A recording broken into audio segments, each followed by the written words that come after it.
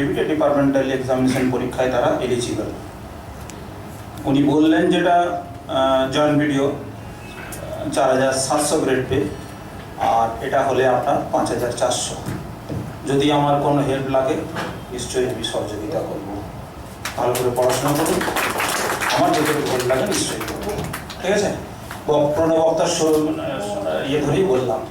পরবর্তীকালে আমাদের আগের স্যার যেটা বলে গেলেন সিসিএ রুল, আমি আমার রঘুনাথপুরেই এখানে অনেকেই আছেন পুরুলিয়া, আমার সার্ভিস পিরিয়ডে 3টে কেস আমি ফেস করলাম, ঠিক আছে? তার মধ্যে আমার সাব ডিভিশনের 2টো কেস, একটা রিটায়ারমেন্টের বেনিফিটে কাট হলো, একটা ওনার সাসপেন্ডেড হলেন, আর একটা হচ্ছে ঝালদা সাব ডিভিশনের কেস, সেটাতে ওনার ইনিশিয়েট হয়েছে জাস্ট, সেই অর্ডার আমার কাছে এসছে আর কি। প্রবাবলি উনিও রিটায়ার্ড হবেন আর কি।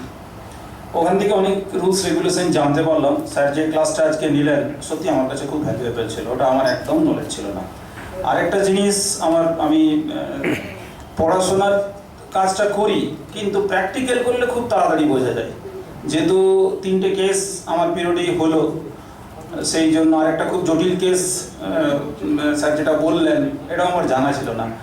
ওনার যেটা ওই সেকেন্ড নোটিশ যেটার কথা বললেন, কম্পালসারি রিটায়ারমেন্ট, আমাদেরই একজনের আমার ঝালদাতে এই রঘুনাথপুরে ঘটেছে আর কি, ওনাকে কম্পালসারি রিটায়ারমেন্টের জন্য নোটিশ চলে এসছে আর কি বিজেপি ডিপার্টমেন্ট থেকে। তারপরে এটা বুঝলাম উনি এবারে উত্তর দেবেন, তারপরে ওনার ফাইনাল অর্ডার হবে। খুব সুন্দর স্যার আজকে ব্যাখ্যাগুলো দিলেন, যদি না আসতাম এগুলো খুব মিস করতাম, যেগুলো সার্ভিস অনেকদিন সার্ভিস করবো, এখন সার্ভিস লাইফ এগুলো খুব কাজে লাগবে আর কি। পরবর্তী এবারে টপিক ধরে আসি।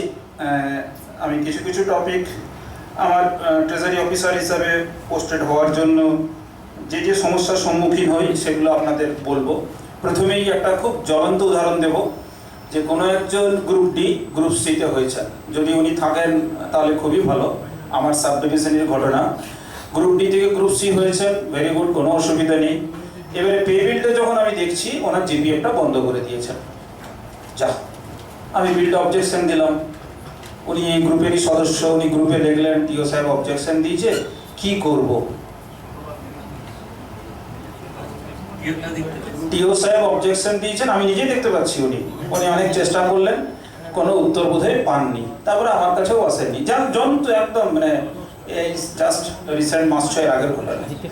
এটা কমন সেন্স যে আমরা জানি গ্রুপ ডি থেকে গ্রুপ সি হলে তখনই জিপিএফ চেঞ্জ হবে যদি ওনার জিপিএফ নাম্বার অ্যালট হয়। যতক্ষণ না অ্যালট হচ্ছে ততক্ষণ পর্যন্ত গ্রুপ ডি হিসাবে ওনার কাটা যাবে। যদি এখানে উনি উপস্থিত থাকেন উত্তরটা আশা করি পেয়ে গেছেন। তারপরে কি হয়েছে আমি জানি না, পে বিলে পুজোর সময় চাপ ছিল, এই নভেম্বরের পে বিলে সেটা আমি আবার চেক করবো আর কি। তাহলে একটা খুব ইনস্ট্যান্ট উত্তর দিয়ে দিলাম, যখনই একজন গ্রুপ ডি গ্রুপ সি হিসাবে প্রমোশন পাবে, যেই উনি গ্রুপ সি হিসাবে জয়েনিং করলেন ওনার সমস্ত স্কেল বেনিফিট যেমন চেঞ্জ হয়ে গেল কোনো অসুবিধা নেই, কিন্তু জিপিএফটা চেঞ্জ করবেন না। 1 দিন বা 2 দিন পরে ওনার জিপিএফ অ্যাপ্লিকেশন দেবেন, সেটা হেড অফ দ্য অফিসের মাধ্যমে এইজিতে ফরওয়ার্ড হবে, তারপরে জিপিএফ নাম্বার অ্যালট হবে, অ্যালট হওয়ার পরে তারপরে আপনি জিপিএফটা চেঞ্জ করবেন। ক্লিয়ার? এই জিপিএফটা চেঞ্জ করার পরে পরের স্টেপটাও আমি বলে দিচ্ছি, 5540 গুগলে সার্চ মেরে পেয়েও যাবেন। এই পরের স্টেপে যেটা করতে হবে, চেঞ্জটা তো আপনি করে দিলেন, কিন্তু পুরনো যে জিপিএফটা রয়েছে সেটা তো গ্রুপ ডি হিসাবে রয়েছে, আর কারেন্ট যেটা হচ্ছে সেটা হচ্ছে আপনার গ্রুপ সি হিসাবে। গ্রুপ ডি মেনটেন করে ডিবিবিজি, আর গ্রুপ সি বা এবিসি মেনটেন করে এজি। তাহলে আপনাকে আগের ব্যালেন্সটা কি করতে হবে, এজিতে ফরওয়ার্ড করতে হবে। তার জন্য সিস্টেমেটিক্যালি একটা প্রসিডিওর আছে, সেটা আমি আমার অভিজ্ঞতা থেকে বলছি। 1 মাস জিপিএফটা কাটার পরে তারপরে এই কাজটা করবেন, ঠিক আছে? খুব এটা আপনার কোনো জটিলতার কিছু নেই, সিস্টেম পুরোপুরি আপনাকে হেল্প করবে। সিস্টেম এত সুন্দর সিস্টেম করে দেওয়া আছে, ভুল করলে কোনো মতেই ও যাবে না। সেই প্রসিডিওর ফলো করার পরে অনলাইনে এটা এজিডব্লিউতে সাবমিট হয়ে যাবে। ফিজিক্যাল কপিটা প্রিন্ট নিয়ে আমরা বলি, যদি বাই চান্স ওনারা মিসিং করেন আপনারা তবু একটা অফিসের কপি একটা এজিতে ফরওয়ার্ড করে দেন, ডিপিপিজিতে ফরওয়ার্ড করার কোনো দরকার নেই। ক্লিয়ার? ডিপিপিজি অনলাইন সিস্টেমে এটা দেখে নেই। নেক্সট স্টেপটাও বলে দিচ্ছি আমরা। 3 মাস হয়ে যাওয়ার পরে, স্যার আমার তো গ্রুপ ডি ব্যালেন্সটা এখনো এজিডব্লিউ স্লিপে আসেনি, এই প্রশ্নটা প্রায় আসে। আমি একটা লোন নেব, এখন তো বেতন বেড়েছে, তাহলে একটা ভাবছি ছোট্ট বাড়ি করব, তো এটা আপনার কাছে এই প্রশ্নটা তো আসতে পারে। এটা রেকর্ড হবে কিন্তু মানে ডেট অফ ট্রান্সফার থেকে মিনিমাম 4 মান্থ আপনি ওয়েট করবেন। ওকে, ক্লিয়ার? আরও যদি সহজ করে বলি, আপনাদের এখন জিপিএফ এর মেসেজ আসছে, এখন দেখুন মেসেজ আসছে আপনার বোধহয় মে বা জুনের, জুলাইয়ের সবাই আসেনি এখনো, জুলাইয়ের এখনো সবাই আসেনি, ঠিক আছে? অনেকের চলে এসছে, জুনটা চলে এসছে। মানে আমি এই কারণে বলছি, আমি যে পুরো ঘটনাটা বলছি এটা প্র্যাকটিক্যাল। আমার একজন দুটো স্টাফ গ্রুপ ডি থেকে গ্রুপ সি হয়েছে, তাদের পুরো কাজটা আমিই করেছি এবং তাদের এখনো এজিডব্লিউবি স্লিপে শো করছে না। তার কারণ আমি জুলাই মাসে করেছি। আমি আবার ওনাকে ফোন করলাম, উনি বললেন সাহেব এটা যেহেতু জুলাই মাসে হয়েছে কোনো চিন্তা নেই, জুলাই মাসে যখন আপডেট হবে তখন আপনি কিন্তু এটা জিপিএফ স্লিপে পেয়ে যাবেন। তাহলে পুরো প্রসিডিওরটা আপনাদের ক্লিয়ার হয়ে গেল, কোনো সমস্যা নেই। জিও নম্বর হচ্ছে 554, একটু ফলো করে নেবেন এফজে, তাহলে আপনারা বুঝে যাবেন। নেক্সট আমি যে কটা কেস আগে আমি বলিনি, তারপরে আপনাদের ইন্টারেকশনগুলো নেব। নেক্সট হচ্ছে জিপিএফ এর দেখছি আপনারা নতুন এমপ্লয়ি জয়েন করলে, স্পেসিফিক্যালি গ্রুপ সি বা গ্রুপ বি, এই আমি বাদই দিলাম। নতুন একটা এমপ্লয়ি জয়েন করলো, এবারে গাইডলাইনে কি বলে দেওয়া আছে যে জিপিএফ কাটতে হবে আফটার 1 ইয়ার। আমি অনেক অফিসে দেখতে পাচ্ছি এমপ্লয়ি আইডি 2022 বা 2023 এখনো পর্যন্ত জিপিএফ কাটা হচ্ছে না। যেমন এই নভেম্বরে আমি আমার সাব ডিভিশনে প্রচুর বিলে অবজেকশন দেব। এবার আমি স্যার আপনি কি করে বুঝলেন? না, আমি ধরে নিচ্ছি যদি উনি লাস্ট জয়েন করেন ডিসেম্বরের 31 তারিখে জয়েন করেছেন গত বছর 23-এ, তবে তো এমপ্লয়ি আইডি 2023 হয়েছে। আর আর্লিয়ারে যদি জয়েন করে তাহলে তো এই নভেম্বরে ওনার 1 বছর কমপ্লিট হয়ে গেছে। তাহলে নিয়ম অনুযায়ী 1 মাস আগে অ্যাটলিস্ট এই অ্যাপ্লিকেশনটা এজিডব্লিউ কে ফরওয়ার্ড করা উচিত, তবে তো এজিডব্লিউবি আপনাকে ডিউ টাইমে দেবে। আপনি যদি 1 বছর হওয়ার পরে কমপ্লিট হওয়ার করেন তাহলে এজিডব্লিউবি সময় কোথায় পেল? তাহলে তো আপনার 2 বা 3 মাস ডিলে হয়ে যাচ্ছে। আমরা সহজ প্রসেসে বলি 45 দিন আগে হেড নিজের অফিস থেকে ফরওয়ার্ড করে দেন, বেশি দিন কিন্তু করবেন না। তাহলে আবার এজিডব্লিউবি তে একজন অফিসার এসেছেন, আগেই ডিউ এজিডব্লিউবি জিপিএফ নাম্বার অ্যালট করে দেবো, আপনারা যদি আগে কেটে দেন দিয়ে রিটার্ন করে অবজেকশন করে ফেরত পাঠিয়ে দিচ্ছে। আগে যেটা করতো একটা ক্লজ দিয়ে বলে তো উইথ ইফেক্ট ফ্রম এত পরে কাটা যাবে, এটা হলে ভালো। কিন্তু অনেক কেসে দেখা যাচ্ছে অনেক আধিকারিক রয়েছেন রিটার্ন করে দিচ্ছেন, যেটা আবার সেকেন্ড টাইম ইস্যু যখন সাবমিট করছেন তখন আপনার কি হয়ে যাচ্ছে, অ্যালটমেন্টে বিলেটেড হয়ে যাচ্ছে। এটা কখনোই করবেন না। নেক্সট হচ্ছে জিপিএফ এর লোন নেওয়ার ক্ষেত্রে রিফান্ডেবলই হোক বা নন রিফান্ডেবল। আমি একটা রিসেন্ট কেস পেয়েছি, উনি নন রিফান্ডেবল লোন নিয়ে নিয়েছেন, অথচ ওনার সার্ভিস লাইফ 15 ইয়ার্স ক্রস করেনি। দিয়ে আমি বললাম ওনাকে, ডাকলাম একদিন যে আপনি, বলছে স্যার সিস্টেম যে অ্যালাউ করলো আমাকে। তা আমি ওই জন্য অবজেকশনটা দিলাম, please attach necessary government order for taking non refundable loan before completion of 15 years. আমি কিন্তু বলিনি উনি পাবেন না, আপনি তাহলে জিও দেন। যদি সিস্টেম সব পারমিট সিস্টেম যতটা পেরেছে করার চেষ্টা করেছে, সবটা করে উঠতে পারেনি, মিনিমাম নিয়মটা কিন্তু মানতে হবে। আর একটা হচ্ছে ব্যালেন্সড, মানে গ্রুপ এবিসির ক্ষেত্রে লোন নেওয়ার সময় ব্যালেন্সটা আপনাকে বলতে হয়। খুব ইজি প্রসিডিওর। আপনার হাতে আপনি দেখবেন এখন আপনার নিজের লগইন থেকে ইএসি লগইন থেকে একটা জিপিএফ স্টেটমেন্ট বেরোচ্ছে, দেখবেন আপনি ডাউনলোড করে, এবং ছোট্ট করে যেখানে টাকাটা রয়েছে 3টে লাইনের একটা কথা লিখে দেওয়া আছে। আজকেই দেখবেন যদি পারেন লগইন করে, কি লিখে দেওয়া আছে, আপনি যদি কোনো লোন উইথড্র মানে জিপিএফ থেকে কোনো লোন নেন তাহলে কিন্তু আপনার ফাইনাল ব্যালেন্স রিটায়ারমেন্ট হবে কি এজিডব্লিউবি ইস্যু করা সার্টিফিকেটটা। বুঝতে পারলাম? ক্লিয়ার? এজিডব্লিউবি ইস্যু করা সার্টিফিকেটে যে ব্যালেন্স শো করবে সেই ব্যালেন্সটা হচ্ছে ফাইনাল ব্যালেন্স। অনেকে দেখতে পাচ্ছি এই সিস্টেম জেনারেটেড এইচআরএস যে ব্যালেন্স করছে সেটাকে ধরে করে দিচ্ছে, রং প্রসেস। আপনি ব্যালেন্সটা আইডেন্টিফাই কিভাবে করবেন? এখন আপনার হাতে এজিডব্লিউবি স্লিপ কোন তারিখে রয়েছে, কমপ্লিটেড স্লিপ সাইন স্লিপ 31/3/24। তাহলে 31/3/24 এর আপনি জিপিএফ স্লিপ ডাউনলোড করে নেন, ক্লোজিং ব্যালেন্স পেয়ে গেলেন, লেট অ্যাজিউম 10,000 টাকা। আর এইচআরএস সিস্টেম থেকে আপনি ডাউনলোড করে দেন, সিনপটিক হোক বা ডিটেলড হোক, যে কোনো একটা ডাউনলোড করে দেন। আপনার ওখানে এই ফিনান্সিয়াল অর্থাৎ 24 ফিনান্সিয়ালের contribution as well as withdrawal আপনি পেয়ে যাবেন। ওই ব্যালেন্সের সঙ্গে কন্ট্রিবিউশন অ্যাড করুন, আর উইথড্রল মাইনাস করে যেটা হবে সেটা অ্যাজ অন টুডে আপনার ফাইনাল ব্যালেন্স। ক্লিয়ার? যখন আপনি ট্রেজারিতে বিল সাবমিট করবেন 31/3/24 এর জিপিএফ স্লিপ, তার সঙ্গে এইচআরএমএস জেনারেটেড 24/25 এর সিনপটিক বা ডিটেল যেটা হয় একটা সাবমিট করলে আপনার লোনের কোনো সমস্যা হবে না। অনেক অফিসে দেখতে পাচ্ছি আমি বিল প্রসেসর করতে গিয়ে আমার কাছে লিস্টও ছিল, অনেকটা এখন মিনিমাইজড হয়েছে, যে আপনার মিসিং ক্রেডিট রয়েছে। মিসিং ক্রেডিটটা আপনারা যারা বড়বাবু রয়েছেন, যে এমপ্লয়ি, এটা এমপ্লয়িকেই দায়িত্ব নিতে হবে। বেসিক্যালি HRMS ইন্ট্রোডাকশন হওয়ার পরে মিসিং ক্রেডিট একেবারেই জিরো, কিন্তু বিফোর ইন্ট্রোডাকশন অফ HRMS অনেক অফিসার দেখছি, অনেক এমপ্লয়ি মিসিং ক্রেডিট রয়েছে। ইনিশিয়েটিভ না যদি নেন অ্যাট দ্য টাইম রিটায়ারমেন্ট কিন্তু খুব মুশকিল তাদের, ঠিক আছে? যদি ডিসপিউট থাকে সেটা সেটেল করে নেবেন। আর একটা হচ্ছে নমিনেশন। অনেক এমপ্লয়ি দেখছি আমি GPF এর যখন স্লিপ বিল প্রসেস করছি, নমিনেশন নো করে দেওয়া আছে। আপনি বুঝতে পারছেন না যে আপনি কি বিপদ করে ফেলছেন।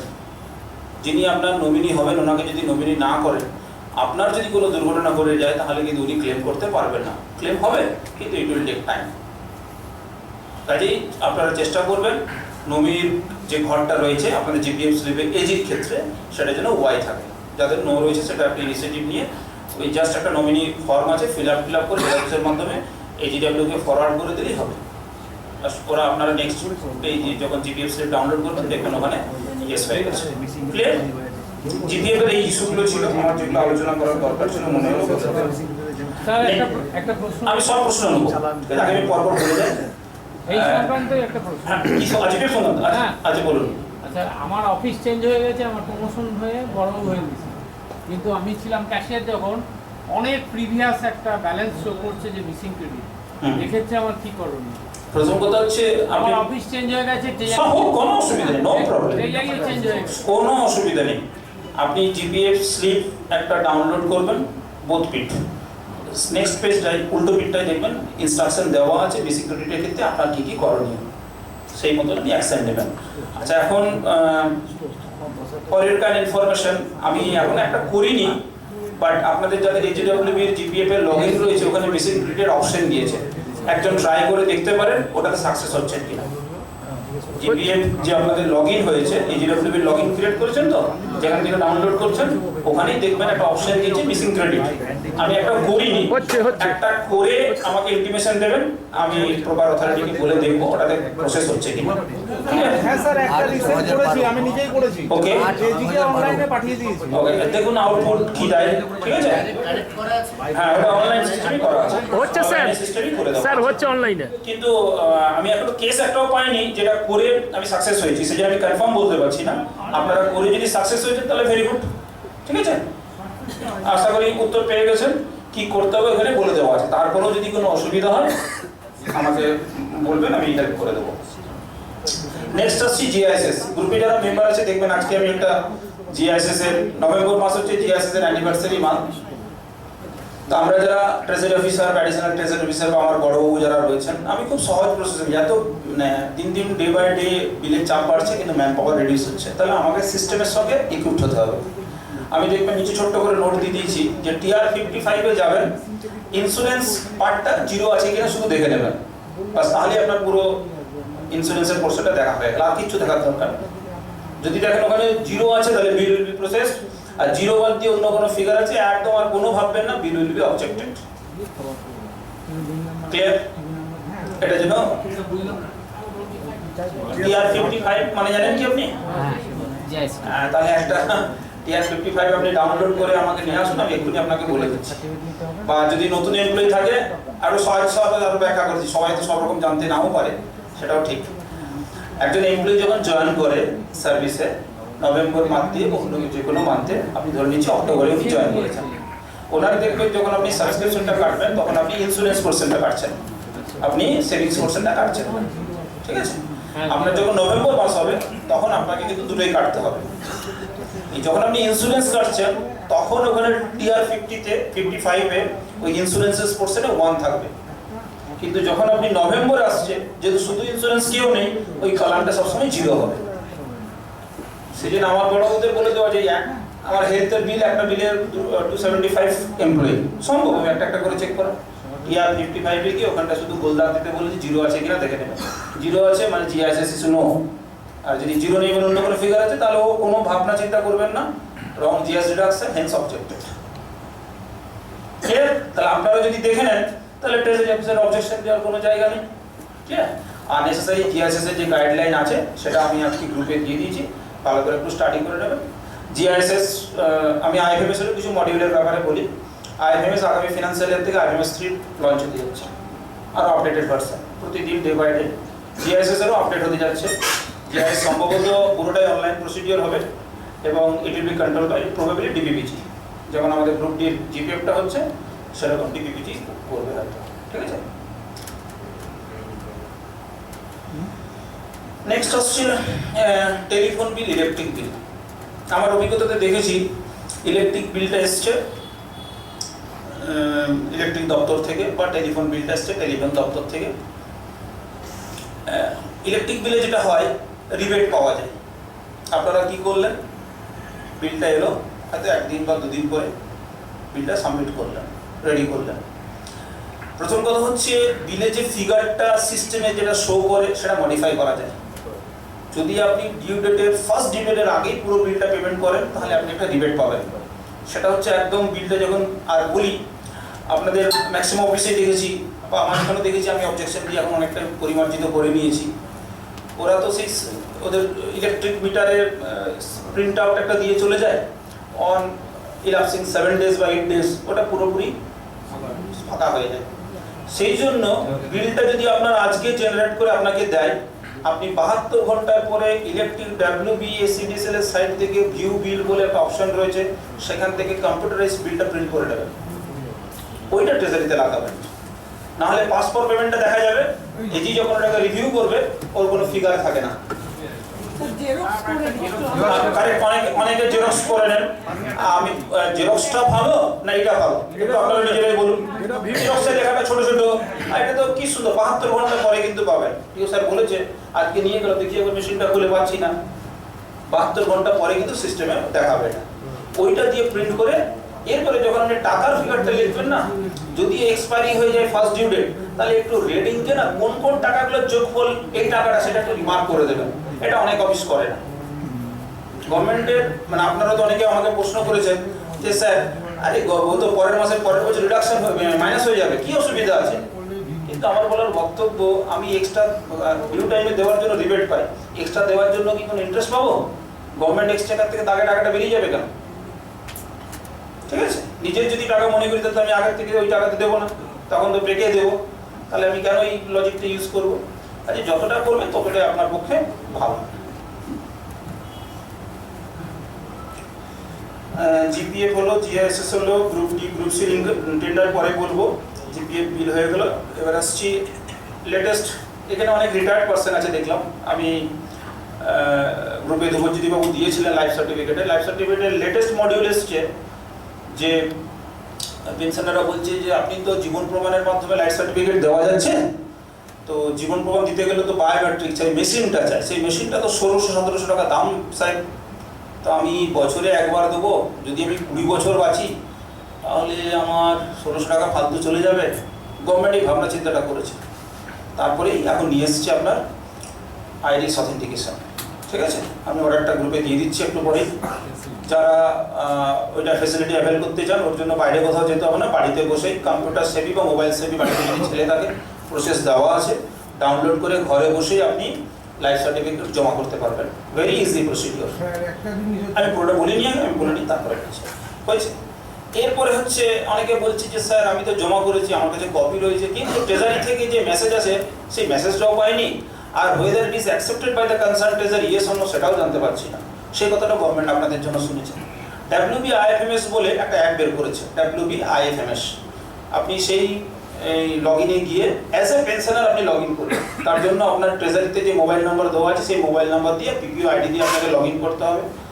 লাইফ সার্টিফিকেট যদি আপনি আজকে জমা করেন 48 ঘন্টা পরে ইট উইল বি আপডেটেড। কত ঘন্টা পরে? 48 ঘন্টা পরে ওই অ্যাপের মাধ্যমে আপনি দেখতে পারবেন whether such submitted life certificate has been accepted by the concerned treasury yes or no।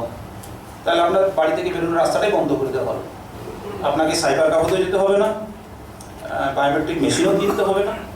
এই জিনিসগুলো করলে আপনি বাড়িতে বসে লাইফ সার্টিফিকেট জমা করতে পারবেন। আমি এখনই গ্রুপে ওটাও দিয়ে দিচ্ছি।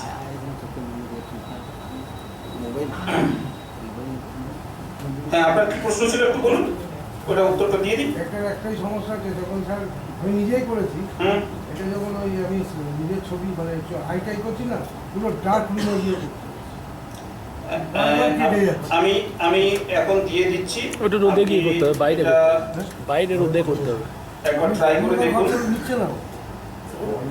হ্যাঁ না, না, আমি রোহনি করছি আমার সব করা আছে, আমি যে করেছি তো আমার ইয়েও হয়ে গেছে। আলোতে করতে হবে। তুমি অন্যদের ঘরে এইটাই তো অনেকে বুঝতে পারে না। তো অসুবিধা না। একটু সময় লাগবে, 35 পেজের ফাইল আছে অ্যালং উইথ পিপিটি। আমি দিয়ে দিলাম, আপনারা ট্রাই করবেন, 100% সাকসেস হবে। অসুবিধা যদি প্রথমবারে অসুবিধা হবে, দ্বিতীয়বারে যখন করবেন যতক্ষণ না যখন কষ্ট করতে হবে। একবার সাকসেস পেয়ে গেলে পদ্ধতিটা সিস্টেম, আর কোথাও এটা তো সিস্টেমের ব্যাপার, লজিকের ব্যাপার, কোথাও একটা স্টেপে ভুল করলে আউটপুট কিন্তু জিরো। ঠিক আছে, ওই জন্য একটা কথা বললাম, কম্পিউটার সেবি মোবাইল সেবি বাড়িতে ছেলে থাকলে তাকে দিয়ে এটা করাবে না প্রথম পার্টটা। লাইফ সার্টিফিকেটও ক্লিয়ার করে দিলাম। নেক্সট আসছি ইনকাম ট্যাক্স। ইনকাম ট্যাক্সটা যেটা ম্যাক্সিমাম অফিসে দেখছি আপনারা ডিউ টাইমে কেউ রিটার্ন ফাইল করছেন না। তাতে যদি ইন্টারেস্টেড আপনাকে থাকে তাও আপনি করছেন না, বা ইন্টারেস্টেড যদি না থাকে আমার বড়বু করে বা অন্য ক্লার্ক করে বা এই করে, তাদেরও ডিউ টাইমে করছেন না। যেটা সমস্যা হচ্ছে, প্রতিদিন ডিলে যদি হয় তাহলে একদিন ইনকাম ট্যাক্সের ফাইন আছে একটা রিটার্নের জন্য পার ডে 200 টাকা। অর্থাৎ আপনি যদি 2 দিন রিটার্ন রিলেটেড করেন তাহলে আপনার 400 টাকা কিন্তু ফাইন, 3 দিন করলে আপনার 600 টাকা। তাহলে কি নিয়মটা আছে একটু সহজ করে নিই, খুব সহজ প্রসেস, জটিল কিচ্ছু নেই। দুটো রিটার্ন আপনাকে ফাইল করতে হয় ইনকাম ট্যাক্সের, একটা হচ্ছে 24Q এবং একটা হচ্ছে 26Q। ক্লিয়ার? যারা 01-এ স্যালারি পান তাদের সব ট্রেজারির মাধ্যমে ডিডাকশনটা হয়, এবং ট্রেজারি থেকে পিন নাম্বার সিস্টেম থেকে নিয়ে রিটার্নটা ফাইল করতে হয়, সেটা এজেন্সি করে। আপনারা যেটা করবেন, 4টে কোয়ার্টারের জন্য 4টে রিটার্ন ফাইল করতে হয়।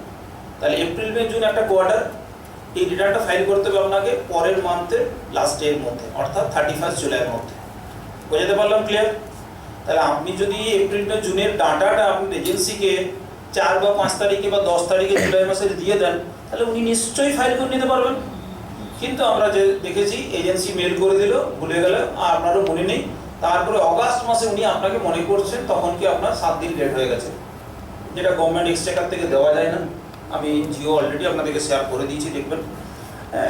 তাহলে এইটা খুব মুশকিল। চেষ্টা করবেন, পদে যেহেতু রয়েছেন আপনারা দায়িত্বপ্রাপ্ত, ডিউ টাইমে রিটার্ন ফাইল করলে আপনার হ্যাসেল ফ্রি হবে। এখন যা সিস্টেম আসছে, মানে যার নামে রিটার্নটা ফাইল হচ্ছে, the person who is deducting or responsible for paying the tax is personally responsible. অর্থাৎ আপনার বিডিও অফিসের ক্ষেত্রে বিডিও কিন্তু পার্সোনালি রেসপন্সিবল। এবং এখন যা সিস্টেম চলছে, যাদের 10 লাখের উপরে, জানি না এখানে কোনো বিডিও অফিসে আছেন কিনা, 10 লাখের উপরে যাদের ফাইন, তাদের অলরেডি কিন্তু রেগুলার নোটিশ আসছে। তবে 10 লাখটা কমে এবার 5 লাখে দাঁড়াচ্ছে। আমার দু একটা ব্লকের ঘটনা ঘটেছিল ইনসিডেন্ট রিসেন্টলি আর কি, ওনারা অনেকটা রিডিউস করেছেন। গভর্নমেন্টের যে নিয়ম আছে, আপনার ব্যাঙ্ক অ্যাকাউন্ট পর্যন্ত এনক্রোচ করতে পারে ওনারা। কাজে সেটা একটু মাথার মধ্যে খেয়াল রাখবেন, ডিউ টাইমে রিটার্নটা ফাইল করতে পারেন। আপনার হাতে এনাফ টাইম, 1 মাস, প্রত্যেকটা কোয়ার্টারে, প্রত্যেক মাসের। এই মাসে যেটা অনেক অফিসে দেখতে পাচ্ছি আমি, যেহেতু ছুটির মাস ছিল, April May June, July August September, October তো পুরোটাই ছুটি ছিল, তাহলে অক্টোবরে রিটার্ন ফাইল করেনি, সব নভেম্বর রিটার্ন ফাইল করছে।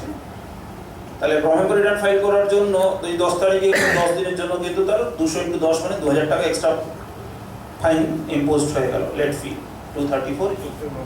এটা কখনোই করবেন না। আর কি দেবেন এজেন্সিকে, অনেকে দিকে টিআর 10 দেয়, কখনোই টিআর 10 দেওয়ার দরকার নেই। আপনার HRMS লগইনে কোয়ার্টারলি আইটেমস রিটার্ন বলে একটা অপশন আছে, সেখান থেকে ডাউনলোড করে কোয়ার্টারলি ওনাকে প্রিন্ট করে দিয়ে দেবেন। ক্লিয়ার? এবারে অনেক সময় কি হয়, এই টাকাটা আপনার পিনের সঙ্গে ম্যাচ করে না। তা ম্যাচ না করার কারণ হচ্ছে একটাই, জিপি কর্মী যদি কিছু থাকে যাদের বেতন হচ্ছে 65 বা 70 হাজার টাকার বেশি ট্যাক্স কেটেছেন, তাদেরটা কিন্তু ওর সঙ্গে অ্যাড করতে হবে। ওটা কিন্তু ওই রিপোর্টে আসে না, কারণ ওটা 01-এর স্যালারি নয়, গ্র্যান্ডিনেন্ট স্যালারি 36। ঠিক আছে, ওইটা একটু দেখে নেবেন আপনারা।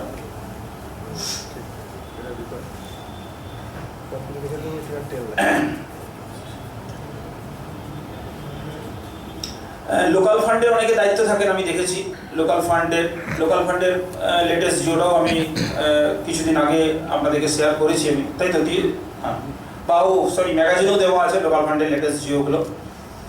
বলে রাখি, প্রথম কথা হচ্ছে যে দুটো পার্ট আছে, একটা লোকাল ফান্ড মানে আমাদের এক্সিকিউটিভ অফিসারের ইয়েতে, আর একটা হচ্ছে পিএফ ফান্ড আর কি। পিএফ এর কাজ ম্যাক্সিমামটাই অনলাইন হয়ে যাবে আগামী দিনে, আপনারা অনেকে বোধহয় ট্রেনিং নিয়েছেন আর কি। যেটা NGIPF বলছি আর কি, কলেজগুলোর অলরেডি প্রায় 90% কমপ্লিট হয়ে গেছে, ক্যাপচারিং কমপ্লিট হয়ে গেছে, ওদের বিল প্রসেসিং চলছে। অনলাইন মোডে যেমন গ্রুপ ডির এখন GPF স্যাংশন হয়, সেম প্রসেসে আপনাদেরও কাজ হবে।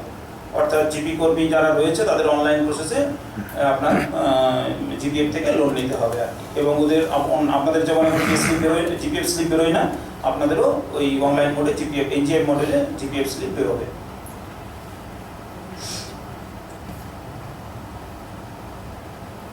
এরিয়ার পে বিল, অনেকে বলে স্যার আমার অ্যালটমেন্ট রয়েছে আর টিও কনসার্ন টিও স্যার বিলটাতে অবজেকশন দিয়ে দিলেন, এটা অথচ আমি অ্যালটমেন্ট দেখতে পাচ্ছি। যখন আপনি বিলটা বানিয়েছেন, বিলে কিছু কম্পোনেন্ট থাকে, বেসিক স্যালারি, তার detail head, sub detail head separate, dearness relief বা dearness allowance, medical allowance, house rent allowance. আপনাকে দেখতে হবে প্রত্যেকটা ডিটেল হেডের এগেনস্টে একটা একটা সাব ডিটেল হেড রয়েছে। অর্থাৎ হেডটা হচ্ছে 01 স্যালারি, তার এগেনস্টে 1-1, 1-2, 1-3, এই প্রত্যেকটা কম্পোনেন্টে যেন আপনার অ্যাডিকুয়েট পে থাকে বা অ্যালটমেন্ট থাকে, তবেই কিন্তু আপনার বিলটা প্রসেস হবে। আদারওয়াইজ ট্রেজারি অফিসার বিলটা অবজেকশন দেবে। এখানে লজিকটা কি, যে কেন বিলটা এরিয়ার বিলে অ্যালটমেন্ট লাগার কথা? আমার বাজেট হয় 12 মাসের, আপনার 19 সালের কোনো একটা মানে এরিয়ার বাকি রয়েছে, আজকে আপনি 24 সালে, আপনার ডিপার্টমেন্ট জানবে না আর আপনি বিল লাগিয়ে দেবেন বিনা অ্যালটমেন্টে, হয়ে যাবে এটা? তাহলে ওরকম করলে তো 12 মাসের জায়গায় 24 মাসের বিল হবে। গভর্নমেন্ট তো, বোঝাতে পারলাম ক্লিয়ার? তাহলে এটার জন্য আপনাকে কি করতে হবে, বছরের প্রথমে আপনার ডিপার্টমেন্টকে জানিয়ে দিতে হবে যে আমার এবং কামিং ফিনান্সিয়ালি এই ঘটনাগুলো ঘটছে। এটা জেনারেলি এখন অ্যালটমেন্ট নিয়েই থাকে একদম। আর আরেকটা যেটা সমস্যা হচ্ছে গ্রেড পে। এখন অন্য কিছু কিছু অফিসে দেখতে পাচ্ছি যে ধরনের স্টাফ, আড়াই স্টাফ হোক বা বড় অফিসের স্টাফ হোক, গ্রেড পের সমস্যা আছে। গ্রেড পে কিছু কিছু দপ্তরের প্রভিশন এখনও আছে। বাজেট হেডে যদি আমরা আমাদের লগ ইনে দেখতে পাই, বাজেট হেডে যদি গ্রেড পের প্রভিশন করা থাকে তাহলে বিল উইল বি অবজেক্টেড। যদি অ্যালটমেন্টের প্রভিশন করা না থাকে তাহলে সেটা কনসার্ন ট্রেজারি আর কনসার্ন এমপ্লয়ি আর কনসার্ন যিনি বিল ড্র করছেন, এই তিনজনের সলাহ পরামর্শে বিল প্রসেস হলেও হতে পারে। বাজেট হেডে যদি প্রভিশন করা থাকে 1-14 গ্রেড পে, তাহলে কিন্তু ট্রেজারি অফিসারের উচিত নয় বিলটা প্রসেস করা। অর্থাৎ সেই এমপ্লয়িকে তার ডিপার্টমেন্টের কাছে চাইতে হবে আমার বাজেট গ্রেড পে 1-14তে এই টাকা লাগবে, যেহেতু প্রভিশন করা আছে ওই কনসার্ন ডিপার্টমেন্ট অ্যালটিং অথরিটির মাধ্যমে 1-14তে গ্রেড পে অ্যালট করবে, তারপর উনি বিল ড্র করবেন। জাস্ট একটা চিঠি দিয়ে ফর্মালিটিস দিয়ে ছেড়ে দিলাম, এটা করলে কিন্তু বিল পাস হওয়ার কথা না।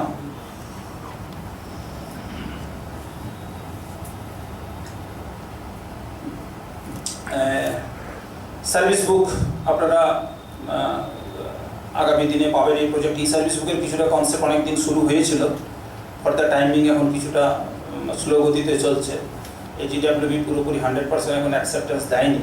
অ্যাকসেপ্টেন্স দিলে ই সার্ভিস বুকের কাজ হয়ে যাবে। তবুও আপনারা যারা যে এমপ্লয়িরা টু বি রিটায়ার্ড এক্সিট ম্যানেজমেন্টে গিয়ে দেখবেন, ক্লিক করলে কিন্তু এই SCF এর পুরো ডিটেলসটা কিন্তু এখন চলে আসছে, কিন্তু ফাংশনালিটি এখন ডিপ্লয়েড হয়নি আর কি। আরেকটা হচ্ছে খুব ভালো কথা আর কি, আমার কাছে অনেকগুলো এসছে ডিসিশনসি, তার মধ্যে এখানে আমাদের জয়েন্ট বিডিও সাহেব আছেন সিমলাপালের। তো বড়বাবুরা কী করছে, যখন SCF এজিতে পাঠাচ্ছে ছোটোখাটো মিস্টেক করে ফেলছেন, তা হতে পারে তার অভিজ্ঞতার নিরিখে হতে পারে, সহজ করে কাজটা ধরে নেওয়ার দিকে হতে পারে কি না। SCF 36 কালামটাতে কী আছে, কোর্ট কেস সংক্রান্ত। ওনার ওখানে লেখা উচিত যে ওনার কোর্ট কেসে ইয়েস অর নো, উনি কী লিখে দিয়েছেন এনে লেখার ফলে কী হয়েছে, GWB একটা কোশ্চেন রেজ করে সার্ভিস বুক সমেত পুরো ফাইলটাকে ফেরত পাঠিয়ে দিচ্ছে, দিয়ে বলছে আপনি বলুন একটা সার্টিফিকেট দেন যে কোনো কোর্ট কেস পেন্ডিং নেই, কোনো ক্রিমিনাল প্রসিডিং পেন্ডিং নেই। সেই সার্টিফিকেট জমা করার পরে GWB এগেন্স্ট প্রসিডিং শুরু করছে, মানে এগেন্স্ট ফাইলটা রেডি করছে আর কি। এটাতে দেখা যাচ্ছে 3 to 4 মান্থ লেটেড হয়ে যাচ্ছে। কাজে যখন আপনারা আপনার রিটায়ার্ড পার্সনের SCF পাঠাবেন, অতি অবশ্যই একবার ভালো করে স্টাডি করে নেবেন। আরেকটা যেটা করবেন, এটা আমার ব্যক্তিগত মতামত সম্পূর্ণ, যিনি এমপ্লয়ি তিনি বলবেন আপনি একটু দেখে নেন, আপনি তো এত বছর চাকরি করেছেন, আপনার নিজের জিনিসটাকে দেখে নেন, কোথাও ভুল থাকলে আপনি আমাকে বলুন, যাতে কালকে এই কথা না বলে ইস আপনি জেনে শুনে এই ভুলটা করে দিলেন, মানে তার তো টাকার দরকার রিটায়ারমেন্ট লাইফ, এটা যাতে না হয় আর। তারপরে যদি ভুল করে তাহলে আমি বলবো ঠিকই বেরিয়েছে, উনি দেখেন আপনি দেখেন কী করে দেখবেন। মিনিমাম নলেজ থাকা উচিত এটা, যে কোন কলামে কোন জিনিসটাকে ধরতে হবে না। বহু কেস আমার কাছে এলো এরকম যথাযথভাবে জায়গায় বলে আমরা সেটাকে চেষ্টা করেছি আর কি করার আর কি। কোনো ক্ষেত্রে হয়ে গেছে, কোনো ক্ষেত্রে হয়নি। ওটা একটু মাথায় খেয়াল রাখবেন, রিটায়ারমেন্ট বেনিফিট তো, যাতে বিলেটেড না হয় আর কি। প্রত্যেকটা কলাম দক্ষতার সঙ্গে ফিল আপ করবেন। নেক্সট হচ্ছে আমি এবারে আমার সমস্ত ভিডিওগুলোর যা বলার ছিল খুব সহজ করে বলেই দিলাম আর কি। এলটিসি সম্বন্ধে বলবেন? হ্যাঁ, এবারে এলটিসি নবীনবাবু বলবেন। না, এলটিসি ব্যাপারটা হচ্ছে নবীনবাবু খুব ভালো সুন্দর অবজারভেশন দিয়েছেন। এটাতে কি মাইনাস ব্যালেন্স থাকলে কি এলটিসি কোনো আচ্ছা ঠিক আছে, আমি বলে দিই ওটা একটু ছোট্ট করে। ইন অ্যান্টিসিপেশন অফ অ্যালটমেন্ট কি পাওয়া যায়? বলছি আমি আর তো জয়েন্ট স্যার আজকে যখন আমরা আসছিলাম আর কি, মা তাই এলটিসি পেতে হবে, ও এলটিসি পাওয়া যায় নাকি, ও একটা আছে এরকম ব্যাপার। তা আমি বললাম আপনি এইচটিসি এলটিসি নেন, কোনো অসুবিধা বাবার একটাই নিয়ে এখন আবার আপনি দুটোর কথা বলছেন। তা আমি বললাম যে অত চাপ নেবেন না, আপনাকে দুটোই পাইয়ে দেবো, কোনো টেনশন নেই। আর শুরু হয়ে গেছে গল্প, কি করে দুটো পাওয়া হবে। এই বলছে দুটো পাওয়া যাবে না, ট্রেজারি অফিসার বলছে দুটো পাওয়া যাবে আর আপনি বলছেন পাওয়া যাবে না। তার কারণ উনি 26 রিটায়ার করবেন আর ব্লক শেষ হচ্ছে 25-এ। তাহলে 25-এর আগে একটা নিয়ে নেবেন আর 25-এর পরে একটা নিয়ে নেবেন, তাহলে তো সহজ প্রসেস। বলছে বাহ, তখন জয়েন্ট স্যার কত খুশি হয়ে গেলেন, বলছে দুটো। আচ্ছা, প্লাস পয়েন্ট হচ্ছে কি, ওনাকে জোর গলা এই কারণে বললাম, আপনি রিটায়ারমেন্টের 12 মাসের মধ্যে যদি নেন তাহলে আপনার ইন অ্যান্টিসিপেটেড অ্যালটমেন্ট অর্ডারই বিলটা প্রসেস হবে। অর্থাৎ ডেট অফ জার্নি আর ডেট অফ রিটায়ারমেন্ট এই গ্যাপটা যেন মোর দ্যান 12 মান্থ না হয়। আগে স্যার হতো তো, আগে কিন্তু ইন অ্যান্টিসিপেশন। আবার আমি কি বলছি, এখন অর্ডার করেছে এই বছর। না না না আগে হতো কিনা, আমি কি বলছি ঘটনাটা আগে হয়েছে অনেক হয়েছে। এই অর্ডার হয়েছে 2 বছর। সে তো আগে ইলেকট্রিক বিলও ছিল মাইনাসে। এই দেখো দেখছেন, আমি 2 টাকায় 8টা রসগোল্লা খেয়েছি, আমি 2 টাকায় 8টা রসগোল্লা খেয়েছি আমাদের বাঁকুড়াতে। আর এখন 2 টাকা একটা রসগোল্লা নেই। আগে কি হচ্ছে জানেন, আজকের তারিখে আমি আজকের তারিখে নিয়ে ডিসকাশন করছি। আমার ডিসকাশন আজ 24-25 নয়, অ্যাজ অন টুডে, অর্থাৎ আজকে যে 16-11 নিয়ে গল্প হচ্ছে। কারণ আমি জার্নি করবো তো 16-11 পরে, 16-11 তো করবো না, কাজে আমার ব্যাগটা নিয়ে ভেবে কিছু লাভ নেই। আমার আজকের 24-25 ফিনান্সিয়ালের যে প্রেজেন্ট যে অর্ডার রয়েছে তাতে পরিষ্কার বলে দেওয়া আছে যে ডেট অফ জার্নি আর ডেট অফ রিটায়ারমেন্ট এই গ্যাপটা যদি লেস দ্যান 12 মান্থ হয় তাহলে আপনার ইন অ্যান্টিসিপেটেড অ্যালটমেন্ট আপনার বিল প্রসেস হবে। আমরা এলটিসি জানি একের সাথে বিল প্রসেস হয়, ঠিক আছে, আর ট্রাভেলিংটা হচ্ছে 1-11-তে বিল প্রসেস হয়। ওকে, আচ্ছা কি আছে আর বলুন, আপনাদের আর কি টপিক আছে? টেন্ডার আর হেলথ স্কিম রইল আর কি। আচ্ছা, এই বাদ দিয়ে আর কারো কিছু প্রশ্ন রয়েছে? আমার যতটুকু পরেশ সাহেব আছেন। ওই জিপিএফ এর যে নমিনির কথাটা বললেন না, হ্যাঁ। ওটা কিন্তু আমি নিজে করেছি, আমার নিজে পাঠিয়েছি, কিন্তু ওটা এখনো সেই নো আছে, ইয়েস আসেনি। এখনো আসছে না? না স্যার। আচ্ছা ঠিক আছে, আরেকটা কাজ করতে পারেন, ওই এইচডব্লিউবির সাইটে গিয়ে ওই জিপিএফ এর ওখানে দেখবেন দুটো নাম্বার, দুটো মেল আইডি শো করছে। আর এবার মেল আইডিতে পাঠিয়ে দেখুন কি হয়। ঠিক স্যার। মানে আমাদের অফিসে আমার যতগুলো সাবঅর্ডিনেট যারা ছিল, যাদের ছিল না, অবশ্য আমার ব্যাপারটা আলাদা, আমি মেলে পাঠিয়েও দিই আর পোস্টও করে দিই, আর যিনি করেন ওনাকে হোয়াটসঅ্যাপও দিয়ে দিলাম। তিনটার কোনো না কোনো একটা লাগবে আর কি। এইভাবে হয়ে যায়। এটা স্যার আমার নিজের ব্যাপার, আমি নিজেই করেছি, হ্যাঁ। কিন্তু আমার সেই আমি ওই একই কথাই বলছি আর কি। আপনাকে কি বললাম, আমি ফিনান্সিয়ালি করেছি, আমার সবাইকার হয়েছে, আমার রিটার্নটা হয়নি। আবার রিটার্নটা অ্যাকাউন্ট জমা দিয়ে গিয়ে করে জমা দিয়ে কি বলবো বলুন, হবে না। আরে এটা কিছু বলার নেই। হ্যাঁ, বলুন। যখন চাকরি পেয়ে যখন নাম্বার পাই, হ্যাঁ। তখন আমি নমিনি দিয়েছিলাম মায়ের নাম। হ্যাঁ, বলি একটা তারপর চেঞ্জ করে দিবার সময় চেঞ্জটা হয়ে দিয়ে হয়েছে বুঝতে পারছি না কিভাবে জানবো। চেঞ্জ হয়েছে কিনা। খালি ওয়াই আছে, ওয়াই আছে। আচ্ছা, ভালো প্রশ্ন একটা। একটা ওয়াইকে নমিনি করে আবার চিঠি করে পাঠিয়েছিলাম, চেঞ্জ হয়ে যাবে হয়নি, আমি কিছুই বুঝতে পারছি না। ভালো প্রশ্ন, ঠিক আছে, আমি যথাযথ জায়গায় উত্তর জেনে আপনাকে বলার চেষ্টা করবো নিশ্চয়ই। ভালো কোশ্চেন একটা। ওই দুটোই তো ওয়াই হয়ে যাবে, তাহলে আমি চেঞ্জটা হলো কিনা বুঝবো কি করে? In the instant, given instant. বলুন আর কি প্রশ্ন আছে? লাইফ সার্টিফিকেট একটা ছোট্ট প্রশ্ন। হ্যাঁ যাদের রিটায়ারমেন্ট পার্সনের লাইফ সার্টিফিকেটটা ডিজিটালি হবে, হ্যাঁ, তাদের কি পিপিওর সাথে আধার টাকা ট্যাগ করাতে হবে? প্রথম কথা বলি, লাইফ সার্টিফিকেট আপনি যখনই জমা দেবেন তখনই আধারের মাধ্যমে হবে। তাহলে কনসার্ন ট্রেজারিতে যদি আধার নম্বরটা দেওয়া না থাকে এবং সিস্টেমে যদি এটা এন্ট্রি করা না থাকে তাহলে কিন্তু লাইফ সার্টিফিকেট জমা হবে বাট নট অ্যাকসেপ্টেড হবে from the concern treasury digital. Clear? বলুন। বলুন বলুন বলুন। কোনো এক সাব ডিভিশনের ট্রেজারি অফিসার, মানে ট্রেজারি অফিস অফিস অ্যাক্টিভ নয়, অফিস অফিস ঠিক কেউ না কেউ ঠিক আছে। আচ্ছা এবার ধরুন আপনার জানেন যেগুলো 1 মিনিট, হ্যাঁ এলএফপিএল যদি অপারেটরের থেকে যেগুলো তো আমরা যখন ম্যানুয়ালি করতাম তখন একটা হাতে লেখা অ্যাডভাইস ছিল, তার সাথে আমরা চেক থেকে দিয়ে স্পন্সর রিসাইটি দিয়ে আমরা যেতে পারলাম, পেছন থেকে টিও স্যাররা বা ইটিও স্যাররা পাস করে চেক টাকা ব্যাক দিতেন। তারপরে যখন 2015 পরে অটোটা চালু হলো তখন প্রশ্নটা তাহলে সকলের কাছে ক্লিয়ার হয়ে যাবে। প্রথমে আমরা ম্যানুয়ালি যখন করতাম এলএফপিএল অ্যাকাউন্টে, ওটা বাদ দিয়ে দেন এখন। আজকের তারিখে কি ঘটনাটা ঘটেছে একদম 2015 থেকে আমরা দেখতে পাই এলএফপিএল অপারেটর যেটা অর্ডার দিয়েছিল 8060 তে, তাতে বলা আছে ই অ্যাডভাইস আর হচ্ছে ডিজিটালি সাইন কপিটা দিয়ে পাঠালে, মাঝে ইসিএস লিস্ট ছিল কিন্তু সেটাও পরে 2018 সালে উল্টো করে নেওয়া হয়, বলে দুটো কপি দিয়ে সাইন করে দিয়ে পাঠালে যদি তেমন কোনো মানে প্রবলেম না থাকে তাহলে বিলগুলো পাস হয়ে যেত। মাঝখানে কোভিডের সময় 3টে সার্টিফিকেট দিতে হতো, সিএনএন ফান্ড না ওন ফান্ড না কি ফান্ড, 3টে সার্টিফিকেট ছিল, সেগুলো দিয়ে পাঠালে বিলগুলো পাস হয়ে যেত। কিন্তু কোনো এক ট্রেজারি অফিস থেকে ওই সাব ডিভিশনের সমস্ত অফিসে যতগুলো ডিডিও আছে, বিশেষ করে বিডিও অফিসগুলো বা পঞ্চায়েত সমিতিগুলো, যখন বিলগুলো পাঠানো হয় তখন A to Z original bill, তার ওয়ার্ক অর্ডার থাকলে ওয়ার্ক অর্ডার, কোনো স্যাংশন অর্ডার, তার সাব ভাউচার, কোটেশন, নোটিশ থেকে শুরু করে যাবতীয় নিয়ে একটা বিল পাঠাতে গেলে এরকম মোটা একটা পাঁচ হয় এবং একটা ম্যানুয়ালি স্যাংশন অর্ডার করতে হয়। Sanction is hereby accounted administrator হিসেবে করে দিয়ে ইউর সাইন করে পাঠাতে হয়। যদি স্যার একটা ডকুমেন্টস মিসিং থাকে ওই দুটো বাদ দিও, তাহলে কিন্তু রেগুলার বেসিসে বিশেষ করে 6-7টা ব্লক কিন্তু খুব হ্যারাস্ট হচ্ছে। এটা স্যার কি প্রথম কথা বলি, লোকাল ফান্ড হচ্ছে জাস্ট লাইক ব্যাংকিং নেচার। আপনার ব্যাংকে অ্যাকাউন্ট রয়েছে, আপনার ব্যাংক অ্যাকাউন্টে টাকা রয়েছে, আপনি হচ্ছেন ব্যাংক অ্যাকাউন্টের মালিক। আপনি ব্যাংকে একটা চেক পাঠিয়ে দিলেন, ব্যাংক ম্যানেজার আপনাকে প্রশ্ন করে কেন ওই টাকাটা আপনি ওনাকে দিচ্ছেন। বুঝতে বললাম? ক্লিয়ার? চেকটা দিলেই ব্যাংক এনকেশ করে দেয় টাকাটা, উত্তর আপনি দেন আপনার অ্যাপ্রোপ্রিয়েট অথরিটিকে। লোকাল ফান্ডের লজিকটা তো এটাই, যাতে পাওয়ারটাকে এনজয় করতে পারে, নাহলে তো গভর্নমেন্ট বডির মতন ওরকম বিল ভাউচার দিতে পারতো। এটা গেল 1 নম্বর পয়েন্ট। 2 নম্বর পয়েন্ট, উনি যেটা বললেন কিছুটা আপনাদের ভালোর জন্য, আবার কিছুটা খুব বাড়াবাড়ি। হ্যাঁ, কিছুটা আপনাদের ভালোর জন্য মানে আমার এখানে 6টা ব্লকেরই 6 জনই নিশ্চয়ই উপস্থিত আছেন। আমার রঘুনাথপুরে আমি যেমন করেছি আর কি, বিডিও সাহেবরাও জানেন, আমাকে খুব অ্যাপ্রিসিয়েটও করেন যে আমরা তো এত ডিপলি ঢুকে দেখেন, আপনি দেখছেন বলে আমাকে খুব ভালো লাগছে আর কি।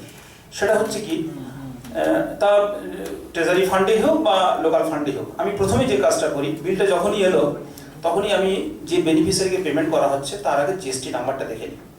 যে সিস্টেমে পোর্টালে ঢুকে জিএসটি নাম্বারটা পুট করে দেখে নিই জিএসটি নাম্বারটা অ্যাক্টিভ আছে কিনা। কেন না, আমার এখন স্ট্যান্ডিং যে অর্ডার রয়েছে on the date of payment GST number যদি ইনঅ্যাক্টিভ থাকে তাহলে payment should not be released. Clear? Second point হচ্ছে, উনি বলছেন আমি টেন্ডার করে পার্টিসিপেট করেছি, আমি ওখান থেকে জাস্ট প্যান নাম্বারটা, জিএসটি নাম্বারে প্যান নাম্বার ইনসার্ট করা আছে, প্যানটাকে নিয়ে পিট্যাক্স পোর্টালে গিয়ে দেখলাম উনি টোটাল পিট্যাক্সটা আপডেট করা আছেন কিনা, দেখলাম আপডেট করা আছে, তাহলে আমি বিলটা ছেড়ে দিলাম। আর যদি আপডেট করা না থাকে তাহলে আপনি বললেন যে আপনি সব কিছু আপলোড করেছেন, তো পিট্যাক্সই তো আপনার লাস্ট 2 বছর ধরে দেখছি পেমেন্ট নেই, তাহলে তো আপনার টেন্ডারটাই আপনি পার্টিসিপেটই করতে পারবেন না। তো কারণ পিট্যাক্স একটা তো প্রাইম ক্রাইটেরিয়া ভ্যালিড বিডার হিসেবে সিলেক্ট হতে গেলে। আমার সাব ডিভিশনে এরকম করে বহু কন্ট্রাক্টর পেমেন্ট ছিল না, আমি আটকে দিয়েছি, তারপরে ওনারা রেগুলারাইজড করেছেন, আপডেট করেছেন, তারপরে আমি পেমেন্ট রিলিজ করেছি। তা আপনার এক্ষেত্রে যদি এই ডাটাগুলো, জানি না উনি কীভাবে করছেন, আমিও নিচ্ছি, আমি বলছি আমিও নিচ্ছি, আমি ওয়ার্ক অর্ডারটা দিয়ে দেই, ওয়ার্ক অর্ডারে যদি দেখি আমি প্যান নম্বর, জিএসটি নাম্বার, কারণ আপনি এতগুলো চেক করছেন না, রুলটা সম্বন্ধে আপনার ধারণা নেই, তাহলে ট্রেজারি অফিসার যদি এই কাজটা করে দেয় এটা কিন্তু হ্যারাসমেন্ট বলা যাবে না, এটা আপনার পক্ষে ভালো। পেমেন্টটা যখন রিলিজ হচ্ছে পুরোপুরি একদম ভেরিফাইড পেমেন্ট রিলিজ হচ্ছে। কালকে যদি ওই লোকগুলোর পেমেন্টগুলো যদি মানে আমার লজিকটা কি, গভর্নমেন্টের কাছ থেকে উনি জিএসটি নিচ্ছেন, বাট গভর্নমেন্টকে উনি কী করছে, জিএসটি পেমেন্ট করছেন না। আর জিএসটি একটা কোয়ার্টারের পেমেন্ট যদি ডিউ থেকে যায় তাহলে অটোমেটিক কী হয়ে যায়, সিস্টেম জিএসটি নাম্বারটাকে সাসপেন্ড করে দিচ্ছে। তাহলে যদি রেগুলারাইজ থাকে তাহলে উনি নিশ্চয়ই রেগুলার রিটার্ন ফাইল করছেন, পিটাক্স যদি প্রতি বছর টাইমে দিয়ে যায় তাহলে তো কোনো অসুবিধা নেই। এইটা চেক করার জন্য হয়তো উনি জানি না ভাউচার ওগুলো চাইছেন আর কি, যদি অন্য কোনো লজিক থাকে সেটা আমি বলতে পারবো না। না শুধু কন্ট্রাক্টরের বিল নয়, যে কোনো কন্টিনজেন্সি বিল লাগার তো কথা না, বা জিপিএফ যেটা অপারেটর আছে লাগার তো বিলও লাগার তো কথা না। জিপিএফ এর বিলের ক্ষেত্রে স্যাংশনটা অতি অবশ্যই লাগে, স্যাংশন লাগবে। স্যাংশনটা লাগে, কারণ ব্যালেন্সটাকে তো আপনি আইডেন্টিফাই না করলে আপনি লোন দেবো কি করে? সেই এমপ্লয়ি ধরে ট্রান্সফার হয়ে অন্য অফিসে চলে গেল, এবার এখানে 10 বছর ছিলেন, লাস্ট 10 ইয়ার্সের আপনাকে অ্যাকাউন্ট স্লিপ বানিয়ে দিতে হবে। লাস্ট 10 ইয়ার্স উনি যে রিলিজ অর্ডার হয়েছে গভর্নমেন্ট থেকে, মানে ডিপার্টমেন্ট থেকে, তার কপি ট্রান্সফার অর্ডার করবে। উনি যে রিলিজ নিয়েছেন তার কপি, উনি যে জয়েন করেছেন তার কপি, তারপরে স্যাংশন অর্ডার তাকে করতে হয়।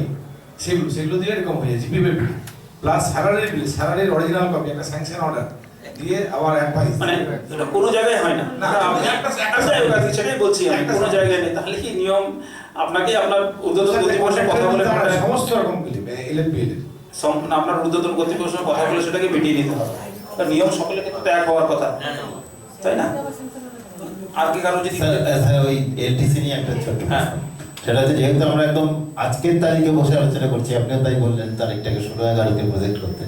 আজকে কিন্তু আমাদের এলটিসি বিলে যে ফেয়ারের ক্রাইটেরিয়া লেখা আছে, গাড়ির কিছু স্পেসিফিকেশন দেওয়া আছে, রাজধানী, শতাব্দী ইত্যাদি ক্ষেত্রে 3A পর্যন্ত, কার ক্ষেত্রে বা 2A। এইবার নতুন যে গাড়িগুলো এসছে, তেজা, অশোক, বন্দে ভারত, এগুলো কিন্তু কোথাও মেনশন নেই। এগুলোর ক্ষেত্রে বিল কি আপনারা দিচ্ছেন কি দিচ্ছেন না? মানে পরিষ্কার কথাবার্তা, এটা নিয়ে একটা প্রশ্ন উঠেছে আর কি বিভিন্ন জায়গায়। প্রথম কথা হচ্ছে কি, ওই গাড়িগুলোতে ক্যাটারিং চার্জেসটা ইন করা থাকে, আবার অপশন আছে যখন মিটিএসে বিল করবেন এক্সক্লুডিং ক্যাটারিং চার্জেস। তো যদি এক্সক্লুড করে করেন তাহলে হয়ে যাবে, আর যদি ইনক্লুড করে করেন তাহলে কিন্তু বিল, মানে যেহেতু সব গাড়িগুলোর রুট ইউটিএস সবাইকার লগ ইন রয়েছে, টিও সাহেব মনে করলেন একবার দেখে নিই আমি, তাহলেই তখন এই বিলটা অবজেকশন। কারণ আমাদের শুধু only for to and fro higher charges only. রাজধানীতে আপনার ক্যাটারিং চার্জ ছাড়া বিল হবে না, হয় হবে, হয় আমি জানি। আমি বলছি যে বিলটা যখন আমি প্রজেক্ট করবো তখন বিলটা তাহলে লাগাবো, ক্লেম করার সময় আমাকে মাইনাস করতে হবে, মাইনাস করে দিতে হবে তাহলে। মাইনাস করে দিতে হবে, কারণ কিন্তু এটা নিয়ে আমার একটা আইএসএফ বিল প্রসেস, ওদের ক্ষেত্রে আমার নিয়মটা একটু আলাদা। তাই এই জায়গাগুলো আমরাও একটু খুব চিন্তিত, যেখানে প্রপার বন্দে ভারত নিয়ে একটা সমস্যা চলছে আর কি। জানি না হইলে তো অর্ডার টু বি বেরোবে আর কি। যেমন দার্জিলিং নিয়ে একটা অর্ডার বেরোলো, ওই জলপাইগুড়ি আর দার্জিলিং এর ট্রেন ভাড়া 16 টাকা। আগে ইন্ডিভিজুয়াল ফাইল পাঠাতো, তো ইন্ডিভিজুয়াল অর্ডার বেরোতো। গভর্নমেন্ট দিল এত ফাইল আসছে, স্ট্যান্ডিং অর্ডারই একটা করে দিল, যাতে ওই 16 টাকা পার কিলোমিটার হিসেবে রেটটা পাওয়া যায়। ওটা 16 টাকা পার কিলোমিটার হয়েছে। ঠিক আছে, বলুন আর কি যাচ্ছি বলছি আমি। আর কিছু কারো প্রশ্ন আছে? তাহলে ডাব্লিউএইচএস আর টেন্ডার নিয়ে আমরা যাব। তারপর টেন্ডারটা বলি, তারপরে হেল্প করে আমি শেষ করবো আর কি ছোট্ট করে। টেন্ডারের পার্টটা বলি একটু, যেটা আমাদের কোনো একদিন বড়বাবু আমাকে প্রশ্ন করেছিলেন আজকে, যে হ্যাঁ বজ থেকে এটা কি সকলের কমন প্রবলেম? আপনি একটু উঠে বলুন তো পয়েন্টটা আগে। পয়েন্টটা হচ্ছে টাকা দিচ্ছে একটা, পিএনআরডি থেকে একটা টাকা দিচ্ছে, সেই টাকাটা ধরুন 100%-এর মধ্যে 30% এমএনবি থেকে পেমেন্ট করতে হচ্ছে, আর বাদ বাকি 70% পেমেন্ট হচ্ছে ফিফটিন ফিনান্স থেকে। এবার আমাদের প্রশ্ন, যে আমার ভিডিও সাহেব জিজ্ঞেস করেছেন অ্যাকচুয়ালি কি অরিজিনাল দুটো টেন্ডার হবে না একটা টেন্ডারের উপরে কাজ করতে হবে, এবং সেটাকে কোথায় স্প্লিট দেখাতে হবে? নিশ্চয়ই মানে এমবির মধ্যে স্প্লিট দেখাতে আমি হবে। ওটা জানি না, আমি একটা সহজ জানি। হ্যাঁ। কাজটা যদি একটাই হয় তাহলে সেই ওয়ার্কের কোনো স্প্লিটিং হয় না। স্ট্যান্ডিং জিও আছে 441, ঠিক আছে, কোনো মানে স্প্লিট করা যাবে না। তাহলে টেন্ডার করতে হবে একটাই। হতেই পারে আমরা এরকম কাজ করি না, যে একটা 10 লাখ টাকার কাজ করেছি, এখন অ্যালটমেন্ট দিচ্ছি 5 লাখ টাকা। ওটা হ্যাঁ, এই স্কিমটা হচ্ছে দুটো কাজকে স্প্লিট করা যাবে না, একসঙ্গে একত্র করে পেমেন্ট করতে হবে। খানিকটা এমএনবি থেকে, খানিকটা হচ্ছে আপনার মানে স্যানিটেশন থেকে। ওইটাই তো বলছি আমি, আমার বলার বক্তব্য হলো কাজ একটাই, কিন্তু পেমেন্টের হেড হচ্ছে দুটো। তাহলে আপনি যখন টেন্ডার করবেন, যেহেতু পেমেন্টের হেড দুটো, তাহলে টেন্ডার দুটো করবো না একটা করবো, এটা আপনার প্রশ্ন। আর সহজ উত্তর হচ্ছে কাজ যেহেতু একটাই, অতএব এটাকে স্প্লিট করা যাবে না, আপনাকে টেন্ডার একটাই করতে হবে। তার এগেইনস্টে যে উত্তরটা আমি দিচ্ছি, যে আপনি একটা কাজ করেছেন 10 লাখ টাকা, গভর্নমেন্ট বললো ফার্স্ট ইনস্টলমেন্ট 5 লাখ টাকা দেওয়া হলো, আপনি 5 লাখ টাকায় পেমেন্ট করেন, ফাইনাল পেমেন্টটা কি করে করেন? সেম প্রসেস এটা হবে, ওই একই প্রসেসে একবার মনে করবেন একটা হেড থেকে পেমেন্ট করছে ফার্স্ট ইনস্টলমেন্ট, আর পরের হেডে যখন পেমেন্ট করবে তখন বলবেন এটা ফাইনাল ইনস্টলমেন্ট, বাস তাহলেই তো হয়ে গেল। আর যদি একই দিনে করেন তাহলে কোনো অসুবিধা নেই। আপনি যখন প্রথম কাজটা করছেন তখন নিশ্চয়ই সেকেন্ড কাজটা করবেন না, কারণ আপনি তো একটাই হাত আঙুল ইয়েতে একটা মেশিনই চালাবেন, তাহলে ওইটাকে প্রথমে ফার্স্ট ইনস্টলমেন্ট করবেন 11টা, আর এটা 11:30টার সময় পেমেন্ট হয়ে যাওয়ার পরে তখন এটা সেকেন্ড ইনস্টলমেন্ট মনে করবেন, তাহলে সেম প্রসেস। টেন্ডারকে কিন্তু স্প্লিট করা যাবে না। স্প্লিটিং অফ কাজ মানে যেহেতু ওয়ার্ক একটাই, ডিফাইন্ড ওয়ার্ক একটাই, দুটো ডিফারেন্ট ডিফাইন্ড ওয়ার্ক হলে তাহলে স্প্লিটের প্রশ্ন আসতো না। হ্যাঁ, ম্যাক্সিমাম মানে ওনার যেটা কাজগুলো এরকম। ওনার যেটা প্রশ্ন, এটা পোর্টালে নাকি তুলতে হচ্ছে, তাহলে এই যে কাজের এগেইনস্টে এই টাকাটা পেমেন্ট করেছি সেই সেগ্রিগেশনটা কি হবে, তাহলে এটা দিয়ে সাবকে দিয়ে করে দিতে হবে। উনি চাইছেন না কোনো নোটিশ দিতে, তখন আমি বলেছি যে নোটিশ ছাড়া আমি এক পাও এগোবো না। সেটা আপনাদের ইন্টারনাল প্রবলেম, সেটা করিয়ে দিতে হবে আর কি। তাছাড়া পরবর্তীকালে এসে যদি অডিট প্রশ্ন করে যে কেন আপনি এই জিনিসটা করলেন, কিসের জন্য প্রশ্নটা করবে? প্রশ্ন করবে এই কারণে একটা ফান্ড থেকে মানে একটা ফান্ড থেকে দুটো স্প্লিট করে পেমেন্ট করার ক্ষেত্রে। আপনার তো মাদার ডিপার্টমেন্ট থেকে অর্ডার এসেছে কাজটার জন্য, নিচে বলা আছে পেমেন্ট করবেন এর এতটা পোরশন এখান থেকে এতটা পোরশন এখান থেকে। কাজ যেহেতু একটা, কাজটাকে যদি পেমেন্ট হেড অনুযায়ী ব্রেক করে দেন তাহলে এটা কিন্তু স্প্লিট আপ হয়ে গেল। আচ্ছা, আরেকটা জিনিস করছি, এই দুটো মিলিয়ে যদি 2.5 লাখ টাকার উপরে হয়, কিন্তু 2.5 লাখ টাকার উপরে হয়, তাহলে এক্ষেত্রে কি হবে? জিএসটি কাটা যাবে দুটো ক্ষেত্রে? দুটো জায়গা থেকে কাটবো? অ্যাকচুয়ালি আমি বলছি আর কি, ওয়ার্ক অর্ডারটা 2.5 লাখ টাকার উপরে হয়। আমি বলি একটু, এটা হয়তো আমি বললে অনেকে আবার ডিমোশন হবে, চিন্তা করার কিছু নেই। সত্য কথা শুনলে আগামী দিনে ভালো যায়, প্রথমে খারাপ লাগে তারপরে ভালো যায়। আমি দেখেছি গ্রুপে জয়েন্ট সাহেব আমাকে ইনক্লুড করেছেন, আজকে একটা মেল মানে কোশ্চেন কেউ করলো, তার উত্তর এক্স নামে একজন ব্যক্তি দিয়ে দিলেন। আবার 3 দিন পরে দেখি ওই প্রশ্নটাই আরেকজন করলেন, আবার ওই এক্স নামে ব্যক্তি উত্তর দিয়ে দিলেন। এটা কেন হলো? আমি সকালে জয়েন্ট সাহেবকে আস্তে আস্তে বলছিলাম, তাহলে যিনি দ্বিতীয় ব্যক্তি তিনি প্রমাণ করে দিচ্ছেন, প্রথম ব্যক্তি নাও জানতে পারে। প্রথম উত্তরটা যখন পেলো তখন তো গ্রুপের সবাই জেনে গেল যে এই একটা উত্তর পেয়েছি, এটা ব্যাপার। একই প্রশ্ন যদি রিপিটেশন করতে থাকে তাহলে গ্রুপের যে মূল উদ্দেশ্য সেটা নষ্ট হয়। আর মানে আমি এক্সাম্পল দিচ্ছি, মিস্টার এক্স প্রশ্নটা করলেন আর যতবারই উত্তর দিচ্ছেন ওই ওয়াই একটা লোকই উত্তর দিচ্ছেন, তাহলে আমি নিজেকে প্রমাণ করছি না ওর থেকে আমি অনেক লেস নলেজেবল পারসন? কেন উনি দেবেন? উনি তো গ্রুপে আগে দিয়ে প্রথমে দ্বিতীয় দিনের উত্তরটা আমাকে জানা আছে। এটা এটা যদি করেন তাহলে কিন্তু শেয়ারিং অফ নলেজ হলে আপনার নলেজটা অনেকটা বাড়বে। সবাই সাইলেন্ট থেকে গেলো, একটা লোকই বা দুটো লোকই বা 3 নম্বর লোকটাই উত্তর দিল। তাহলে আমার যখন আমার বলার বক্তব্য, আপনি যেটা মনে রাখতে চান সেটাই মনে থাকবে। আপনি যদি মনে রাখতে না চান সেটা 1000 চেষ্টা করলেও মনে থাকবে না। আর জেনে যে গ্রুপে প্রশ্নগুলো উত্তর পেয়ে যাচ্ছে তাহলে থাকার কে মনে রাখবে? ব্রেনকে না খাটালে কোনো মতেই কাজ হবে না। একবার একটা উত্তর পেয়ে গেলে সেটা না দেওয়াই ভালো। না না, আমি সেটা বলছি না, সেটা হলে অসুবিধা আছে, কারণ সবাই সব রকম কাজে। কিন্তু আমি দেখছি একই প্রশ্ন একই মাসে 3 বার হচ্ছে, 4 বার হচ্ছে। আজকে এ দিলে কালকে বি কে দিতে হবে উত্তরটা। হ্যাঁ, এইটা আমি বলতে চাইছি। যখন উনি এই প্রশ্নটা করলেন, পরের প্রশ্নটা কিন্তু আবার সে বি দিলে ভালো লাগলো যে না ওনার মধ্যে পয়েন্টটা নোটেড আছে। আমি এটা বলতে চাইছি আর কি।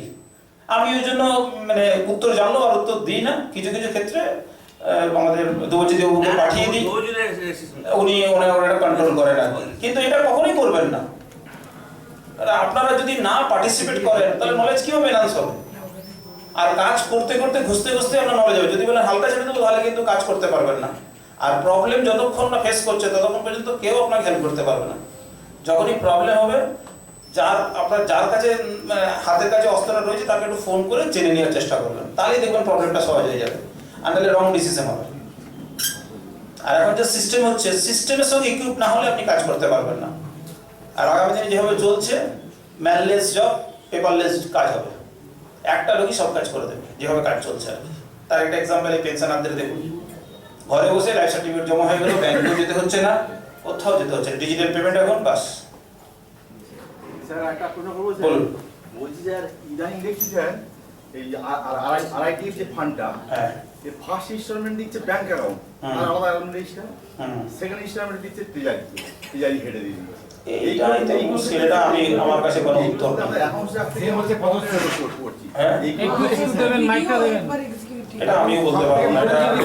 এটা আপনার যিনি মাদার মানে অ্যালোটিং যিনি ডিপার্টমেন্ট রয়েছেন ওনাদের সাথে কথা বলতে হবে। এটা হচ্ছে যেটা ইনভেস্টিং এটা এমএ পিএমডিবি একটা ইনস্টলমেন্ট দিচ্ছে ব্যাংকে এলএফএ, তারপরে একটা পার্ট দিয়ে দিল হচ্ছে ব্যাংকে, তারপরে একটা দিয়ে দিল আবার ডিডিও লগইনে, দিতে যাইতে তো তিনটে হলো, লাস্টের ইনস্টলমেন্ট দিয়ে দিল পিএফএস। চারটে জায়গায় টাকা দিচ্ছে এবং অনেক জেলাতে পিএফএস এর দুটো লগইন আছে, ভিডিও লগইন, ইও লগইন। হ্যাঁ এটাও তো এটা না আমি বলি একটা এই প্রসঙ্গটা আরেকটা খুব ভালো কথা হলো। রঘু যদি একটু মাইকটা দেবেন আরেকটা। উনি যেটা বলেছেন ডিডিও হিসাবে আর অপারেটর হিসাবে যে দুটো লগইন থাকে, পিএফএস দুটো লগইন থাকার কথা। পিএফএস এর দুটো লগইন কথা, এক্সিকিউটিভ এর লগইন আলাদা আর ওই ম্যানটা আলাদা, এই ম্যানটা আলাদা কিন্তু। আর টেন্ডারের ক্ষেত্রে দুটো লগইন থাকার কথা।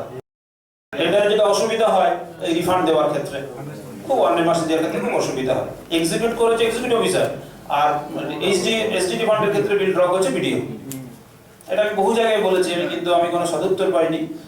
আর একটু হাই লেভেলে যদি বলার জায়গা থাকে, চলে আসছে এভাবে প্র্যাকটিস।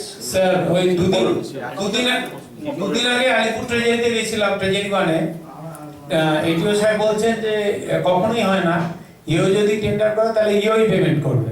আমি বললাম স্যার তাহলে আপনার পেমেন্টগুলো এইভাবে দেন কেন, বিভিন্ন ফান্ডে ঘুরিয়ে ঘুরিয়ে কেন দিচ্ছেন? আমি বললাম এডিএম সাহেব যদি ধরে বলছে এডিএম সাহেবকে বলবেন যাতে হবে না বলে দেবেন। আমি বললাম আমার ঘাড়ে মাথা আছে, আমি বলবো এডিএম সাহেবকে হবে না, উনি তো দিচ্ছে ফান্ডটা অ্যালট করছেন এডিএম জেপি, তাহলে সেক্ষেত্রে আমি কি করে সেটাকে আমি রিজেক্ট করব? এক্স্যাক্টলি ওই এটাই তো বলছি আমি আর কি। অ্যালটিং অথরিটি যদি অ্যালট করে দেয় আমার তো আর আপনার করার কিছু নেই। এবং সাংঘাতিক একটা প্রবলেম হচ্ছে অ্যাকাউন্টসে। এখন সেই সমস্যাটা হবে তো এটা। স্যার আমাদের ব্লকে যেটা করি, আমার ওখানে আসে মাঝে মাঝে, আমি আসলে করি যেটা দেখি যে পঞ্চায়েত সমিতির যেটা এক্সিকিউটিভ অফিসারের আন্ডারে আছে সেইটা সাব অ্যালট মানে বাই ট্রান্সফার করে পঞ্চায়েত সমিতিকেই দিয়ে দিই, এবং সেটা ট্রেজারি বললে ট্রেজারিকে তখন কিসের টাকা দিয়ে দেন? মানে ধরুন আইওআই এর টাকা ভিডিও থেকে না আমার প্রশ্ন এটা কি ট্রেজারির মাধ্যমে যায় না ব্যাংকের মোড়ে? না ট্রেজারিতে দেয়। আইও তো ট্রেজারি দেয় না।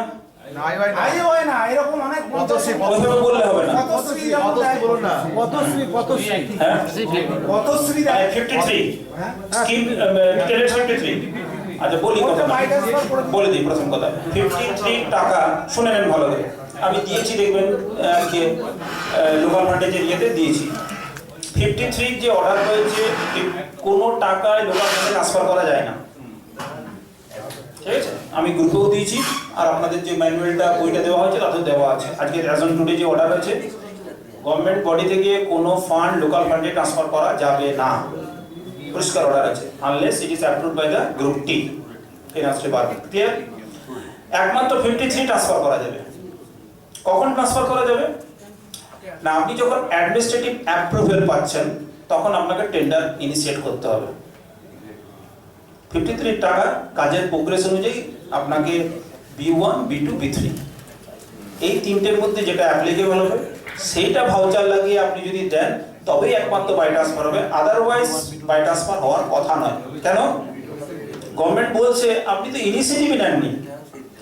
আপনারা ধরুন 53 কি হলো, আপনাকে অ্যাডমিনিস্ট্রেটিভ অ্যাপ্রুভাল দেওয়া হলো, আপনি টেন্ডার ফ্লোট করলেন না। এক বছর পর আপনাকে যখন টাকাটা দিল আপনি কি করলেন? কাজ তো হয়নি। আমার এখানেই ঘটনা ঘটেছে আর কি। তো বিল লাগিয়েছে, আমি অবজেকশন দিয়েছি। 53 ডাইরেক্ট ট্রান্সফার হবে না, কোনো জিওতে বলা নেই। কি বলা আছে? যদি B1, B2, B3 অর্থাৎ অ্যাডমিনিস্ট্রেটিভ অ্যাপ্রুভাল দেওয়ার সময় যদি আপনি টেন্ডার ক্লজ করে থাকেন, ইনিশিয়েটিভ নিয়ে থাকেন এবং যদি আপনার পার্সিয়াল ওয়ার্ক হয়ে থাকে তাহলে প্রথম ইনস্টলমেন্টের জন্য B1 অ্যাপ্লিকেবল হবে, যদি ইন্টারিম মিডিয়াম থাকে তাহলে B2 হবে, আর যদি পুরো কাজটা হয়ে থাকে তাহলে B3 দিতে হবে। B3 যেগুলোতে কি লেখা থাকে, কবে টেন্ডার করেছেন, কবে ওয়ার্ক অর্ডার করেছেন, কতটা কাজ হয়েছে, এই ডিটেলসটা দিয়ে তবে বিলটা বাই ট্রান্সফার হবে, যাতে ফান্ডটা হোল্ড না হয়ে যায়। বুঝতে পারলাম ক্লিয়ার? আর যদি এগুলো না দেন, ডাইরেক্ট বিল লাগিয়ে দেন, জিও স্ট্যান্ডিং জিও অনুযায়ী কনসার্ন ট্রেজারি অবজেকশন দেওয়া উচিত। আমার রঘুনাথপুরে বা আমার ডিস্ট্রিক্টে কোথাও 53 direct by transfer. Sir south চব্বিশ পরগনা একটা হয়েছে পিএমজিএসআই রোড, পিএমজিএসআই রোডের হেডে পথশ্রী কন্টিজেন্সি বিল দিয়েছে, অ্যালার্ট করেছে। এডিএম সাহেব, এডিএম। সেক্ষেত্রে অসুবিধা হচ্ছে, আমাদের তো কোনো ওই ফান্ডের কোনো কাজ হয় না, তাহলে আমরা ইয়েটাকে তুলবো কি করে, ড্র করবো কি করে? টিও সাহেবকে প্রশ্ন করা হয়েছিল একই জিনিস, উনি বলছে লিখে দিতে হবে পারপাসটা পিএমজিএস হয়। তাহলে আমরা জানি যে একটা নতুন ফান্ড খুলতে গেলে এডিএম সাহেবের থেকে অর্ডার লাগবে। আমি প্রথমেই বলি, এই ওরা বলছে নতুন একটা হেড খুলতে হবে, হেড খুলে তারপর ওখান থেকে ওটাকে ট্রান্সফার করে তারপর ওইটা থেকে পেমেন্ট করতে হবে। আমার প্রশ্ন হচ্ছে টাকা প্রথমে যে কোনো বৃহৎ কাজে প্রথমে অ্যাডমিনিস্ট্রেটিভ অ্যাপ্রুভেল হয়। অ্যাডমিনিস্ট্রেটিভ অ্যাপ্রুভেল হওয়ার পরে, কাজ ইনিশিয়েট হওয়ার পরে, টেন্ডার লোড হওয়ার পরে ডিপার্টমেন্টকে জানাতে হয়, তারপরে অ্যালটমেন্টটা দেয়। আপনি বলছেন অ্যালটমেন্টটা এই পেলাম, এরপরে আমি টেন্ডার ফ্লোট করবো, ইন বিটুইন আমার ইয়ার এন্ডিং চলে এলো, তাহলে অ্যাডমিনিস্ট্রেটিভ অ্যাপ্রুভেলের কাজটা কি? যদি আপনি এখন টেন্ডার ইনস্টিটিউট করবেন, এখন আপনাকে পেমেন্ট করার জন্য টাকাটা দেওয়া হচ্ছে, আর যদি কাজ না হয়ে থাকে fund will be left to be surrender. That is the policy. বুঝতে পারলাম? ক্লিয়ার? আপনারা ভালো করে দেখবেন 53 যে কোনো টাকা তার এগেইনস্টে কি থাকে, প্রজেক্ট আইডি থাকে, আর যেটা প্রজেক্ট আইডি থাকে সেটার অ্যাডমিনিস্ট্রেটিভ অ্যাপ্রুভেল 100% থাকে। স্যার এটা তো অফিস কন্টিনজেন্সি দিয়েছে। তা ও ঠিক হয়ে তো আমি বলছি পথশ্রী স্কিমটা যেটা হয় পিপিসি হেডে, ভিডিও হেডে আমি বুঝে গেছি এটা উত্তর দিয়ে দিচ্ছি, বুঝে যা বলেছে বসুন, সব বলে দিচ্ছি। আমরা যখন ট্রেজারি অফিসাররা বিল পাস করি, আমাদের স্কিম ডিটেলসটা সিস্টেমে চলে আসে। পথশ্রীর ক্ষেত্রে কিছু কিছু ক্ষেত্রে কি হয়, পথশ্রী কাজের জন্য দেয়, আর একটা অনলি ফর কন্টিনজেন্সি পারপাস, সেখানে স্কিমের কোনো ব্যাপার নেই। তো আমরা সেটা স্যার দিকে বলেছিলাম যে স্যার কন্টিনজেন্সি মানে হচ্ছে V50 জানি। তাহলে তখন ওনারা যেটা বললেন, স্কিম রিলেটেড যদি কন্টিনজেন্সি হয়, যে হেডে স্কিমটা স্যাংশন হয়েছে সেই হেডে স্কিম রিলেটেড কন্টিনজেন্সি স্যাংশন করতে হবে। অর্থাৎ ওই স্কিমটাকে ভিজিট করার জন্য ইঞ্জিনিয়ার সাহেবরা গাড়ি নিয়ে গেছেন, ইন্সপেকশন করেছেন, আপনার মেজারমেন্ট বুক তৈরি করতে হয়েছে, গাড়ির খরচা আছে, এগুলো কোথা থেকে পেমেন্ট হবে? এগুলো কি V50 থেকে হবে? না, স্কিম রিলেটেড যদি এক্সপেন্ডিচার আমাকে স্কিম হেডেই স্যাংশন করতে হবে। সেই জন্য সেপারেটলি 53-তে প্রত্যেক ব্লককে 1 লক্ষ টাকা করে কন্টিনজেন্সি দিয়ে দিয়েছে। তাহলে আপনার ওখানে যেটা বক্তব্য হচ্ছে, স্কিম রিলেটেড এক্সপেন্ডিচার আপনাকে বুকিং করতে হবে, আপনাকে সার্টিফাই করতে হবে যে এক্সপেন্ডিচারটা আমি করছি। সাপোজ আমি গাড়ির বিল লাগালেন 20,000 টাকার, তাহলে আপনাকে বলতে হবে এই স্কিম 53 এই স্কিমগুলো এই গাড়িতে করে ভিজিট করেছি এবং তার জন্য এই টাকাটা খরচা হয়েছে। তাহলে treasury officer has to release such bill. সেটা কি স্যার বাই ট্রান্সফার করবো নাকি স্যার? আমরা বাই ট্রান্সফারের কোনো অপশনই নেই। স্যার আমাদের জেলা যেটা করে দিয়েছে, আমাদের জেলা যেটা করে দিয়েছে, আমাদের জেলা এই কন্টিনজেন্সি টাকাটা ওরা আমাদের এলএফ এর অপারেটর কোড নিয়ে নিয়েছে, নিয়ে ডাইরেক্ট এলএফ এ ঢুকিয়ে দিয়েছে, স্কিম হেড খুলে দিয়ে। ওটা বুঝতে পারলাম, ঠিক আছে। এটাকে সাও বলে, ঠিক আছে, সাব অ্যালটমেন্ট অ্যালটিং অথরিটি। তিনি যদি ডাইরেক্ট লোকাল ফান্ডে ঢুকিয়ে দেয়, মধ্যেখানে ট্রেজারির কোনো ফাংশন থাকে না, সেটা ট্রেজারি অফিসারের বলার কিছু দরকার নেই। এটা না sir, treasury officer sir option দিচ্ছে একটাই গ্রাউন্ডে, যে আমি কন্টিনজেন্সি কোনো এসওপি পাইনি, যতক্ষণ না আমি গাইডলাইন পাবো আমি কোনো বিল ছাড়ব। হ্যাঁ, এটা তো ঠিক। যেমন আমার পুরুলিয়া ডিস্ট্রিক্টে আমি যখন জয়েন করলাম, আমি কোনো অর্ডার আমার কাছে আসতো না। তো যেহেতু আমি এর আগে ঝালদা করেছি, সকল স্যারদের সঙ্গে আমার ভালো সম্পর্ক, আমি মেল আইডিগুলো জোগাড় করলাম, আর প্রত্যেক অফিস যে জায়গা থেকে মেল আসার কথা সেই অফিসারদেরকে মেল করলাম যে আপনারা দেখতে পাচ্ছি আমার ডিডিও দিকে ফান্ড অ্যালট করছেন, বাট আমাকে কোনো ইনফরমেশন দিচ্ছেন না। টু আনইন্টারাপ্টেড প্রসেসিং অফ বিল আমাকে যদি ইন্টিমেশনটা দেওয়া হয়। এই প্রথম 4টাকে দেওয়ার পরে 3টে আমার রেসপন্স করলো এবং 3জনই আমার কাছে পাঠাতে শুরু করলো। এবার আমি আবার নতুন 3টেকে খুঁজলাম, যে আগের একটা পেন্ডিং, 4টাকে আবার মেল করলাম। এই করতে অ্যাজ টুডে আমাকে সবাই ইনফরমেশন পাঠায়, এক্সেপ্ট 2-1টা ডিপার্টমেন্ট। তাহলে এইটা যদি আমি করি তবেই সম্ভব। মানে লেখা থাকে ট্রেজারি অফিসার, কিন্তু কোনো ইন্টিমেশন ট্রেজারি অফিসারের কাছে আসে না। এটা আপনার সব থেকে সহজ পদ্ধতি হচ্ছে যে টিএসএফ না জানলে উনি কী করে বিলটা প্রসেস করবেন। এক্স্যাক্টলি ঠিক কথা বলেছেন একদম। যেটা আমার মনে হয়, যেটা আমার ব্যক্তিগত মতামত, যখন বিলটা প্রসেস করবেন ডিস্ট্রিক্ট থেকে যে ম্যানুয়াল অর্ডারটা করে দেয় সেটা বিলের সঙ্গে অ্যাটাচ করে দেবেন। ওটা দেওয়া আছে স্যার, উনি চাইছেন স্যার গাইডলাইনে কি কি পারপাসে খরচা করা যাবে সেই অর্ডারটা দিতে হবে আমাকে। আচ্ছা, সেটা আচ্ছা ঠিক আছে, ওকে। যেটা আপনার জায়গায় যদি আমি থাকতাম কি করতাম, যেহেতু ট্রেজারি অফিসে রিটেন অবজেকশন দিয়েছে, ওই অবজেকশনটাকে দিয়ে ডিস্ট্রিক্ট অথরিটির কাছে আমি ঠিক করতাম যে আমাকে গাইডলাইন দেওয়া হোক। আদারওয়াইজ আমার বিলগুলো আমরা স্যার এসডিও সাহেবকে করেছিলাম, এসডিও সাহেব তখন আমাদেরকে একটা বললো যে আপনারা একটা নোটশিটটা আমাকে পড়ান, যে নোটশিট করছে, যেটা অ্যাপ্রুভ করার কথা হচ্ছে বিডিও সাহেব, বিডিও সাহেবকে বলছে ওই নোটশিটটা আমাকে পাঠাও, আমি অ্যাপ্রুভ করে বিডিও সাহেবকে দেবো, দিয়ে বাস তাই করো। করে দেওয়া হয়েছিল স্যার, তাও দীর্ঘদিন ধরে রেখে দিয়েছিল। লাস্ট মুহূর্তে ফার্দার নো কমেন্ট। নেক্সট হচ্ছে WBGHS, যেটা উনি প্রশ্ন জানতে চেয়েছেন। মিস্টার এক্স কে আছেন? বলুন আপনার কোশ্চেনটা, একটু করে মাইকটা দেওয়া হলে ভালো হয়। খুব ভালো কোশ্চেন করেছেন উনি।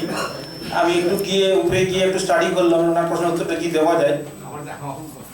হ্যাঁ স্যার আমি মালদা জেলা থেকে বলছি। এর আগে বিশেষ করে পেনশনারদের বিলগুলো বেশি এসছে এগুলো।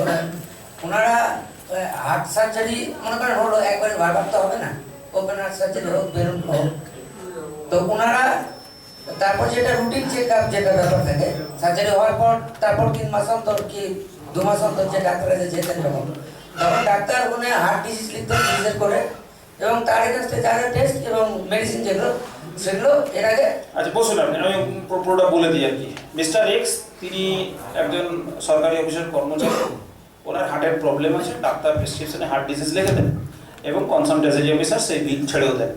পরবর্তীকালে ওনার হার্টের সার্জারি হয়, পোস্ট সার্জারি হওয়ার পরে যে মেডিসিনগুলো উনি খান সেগুলোর এগেনস্টে উনি বিল লাগান, এবং উনি কি বিল কি লাগিয়েছেন হার্ট ডিজিজ হিসাবে। কনসালটেন্সি অফিসার বলছে যে আপনাদের যে অ্যানেক্সচার 1 রয়েছে সেখানে যে লিস্ট করে দেওয়া আছে 7(1) এটা দেওয়া চলবে না, 7(2) দিতে হবে। ওখানে দেখুন সার্জারি বলে, হার্ট সার্জারি বলে একটা অপশন রয়েছে। এবার ওনার প্রশ্ন হচ্ছে স্যার আমি 7(1) দেবো না 7(2) দেবো? যেহেতু এটা পোস্ট সার্জারি প্রবলেম সেহেতু 7(2) দেওয়াই উচিত। বুঝতে পারলাম? ক্লিয়ার? পোস্ট সার্জারি, এটা সার্জারির পরের কেস, ঠিক আছে? ক্লিয়ার? আর সার্জারি যদি না হয়ে থাকে, নর্মাল হার্ট ডিজিজ হয়, তার জন্য যে স্পেসিফিক যে টেস্টগুলোর কথা বলা আছে সেইগুলো দিয়ে যদি ট্রেজারিতে বিল লাগান তাহলে বিল ছেড়ে দেবে, কোনো অসুবিধা নেই। কিন্তু যেহেতু সার্জারি হয়ে গেছে, ওনার পোস্ট সার্জারি মেডিসিন খাচ্ছে, সেটা সার্জারি হওয়ার জন্য তার জন্য আলাদা আলাদা টেস্ট হয়েছে, সেই টেস্টের রিপোর্ট দিয়ে ওনার বিল লাগাবেন, বিল প্রসেস হয়ে যাবে। আর কি সমস্যা হচ্ছে? হার্ট ডিজিজই থাকবে, আপনার সার্জারি অপশন আছে তো? কি আছে এটা?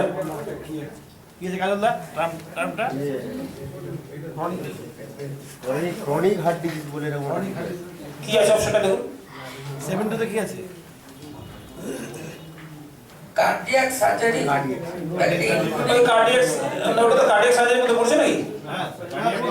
হার্ট ডিজিজ তাহলে তো কার্ডিয়াক তো ওটাই, মানে ওই লেখার টার্মিনোলজিগুলো তাহলে ডাক্তারকে বুঝিয়ে বলতে হবে যে স্যার আপনি এই টার্মিনোলজিটা লিখে দেওয়া কি যাবে না? একটু বুঝিয়ে বলবেন আর কি স্যারকে, আর কি বলবেন আপনি? হ্যাঁ মানে দেখুন স্পেসিফিক্যালি আপনি যেখানে আমিও, আমরা ডক্টরস তো নই, আর টেকনিক্যাল টার্মগুলো আমাদের খুব সত্যি খুব অসুবিধে। এবারে গভর্নমেন্ট জিও বের করেছে তার কার্ডিয়াক মানে যে এটা মানে এটা, যেমন ধরুন আমরা CKD 5 না হলে হবে না, CKD 1 2 3 আলাদা জিনিস আছে। CKD 5 যখন আসবে তখন আপনি এটা পাবেন, রিপ্লেসমেন্টটা পাবেন। তো এটা কি লজিক? নিশ্চয়ই কোনো লজিক আছে যেটা আমরা বুঝতে পারছি না বা জানছি না আমরা, ঠিক আছে? আর কিছু প্রশ্ন আছে? নেই আশা করি। আমার একটা প্রবলেম আছে। আরেক সাহেব রয়েছে, হ্যাঁ 4.5টা বাজে। 2023-24 আমি একটা মেডিকেল মানে হেলথের বিল লাগিয়েছিলাম। ওকে, সেটা 10,339 টাকা। ওকে, এবার যেহেতু 10,000 টাকার উপরে আমি জেলাকে ওটা ফরওয়ার্ড করে পাঠিয়েছিলাম, জেলা স্টেটে পাঠিয়েছিল, ওকে, স্টেট থেকে স্যাংশনও দিয়ে দিল, কিন্তু ওই বিলটা কোনোভাবে ফর্ম 68 আমি আর জেনারেট করতে পারলাম না, মানে জেনারেট হলোই না। এবং টেকনিক্যাল ইস্যু, হ্যাঁ এবং টেকনিক্যাল ইস্যু কল করে দেখুন কি অসুবিধা আছে। এবার 23-24 এখন কল করা যাবে? এটা 24 আর কি যাবে? স্যাংশনটা তো আর মনে হচ্ছে হবে না, ইয়ার ল্যাপস হয়ে গেলে।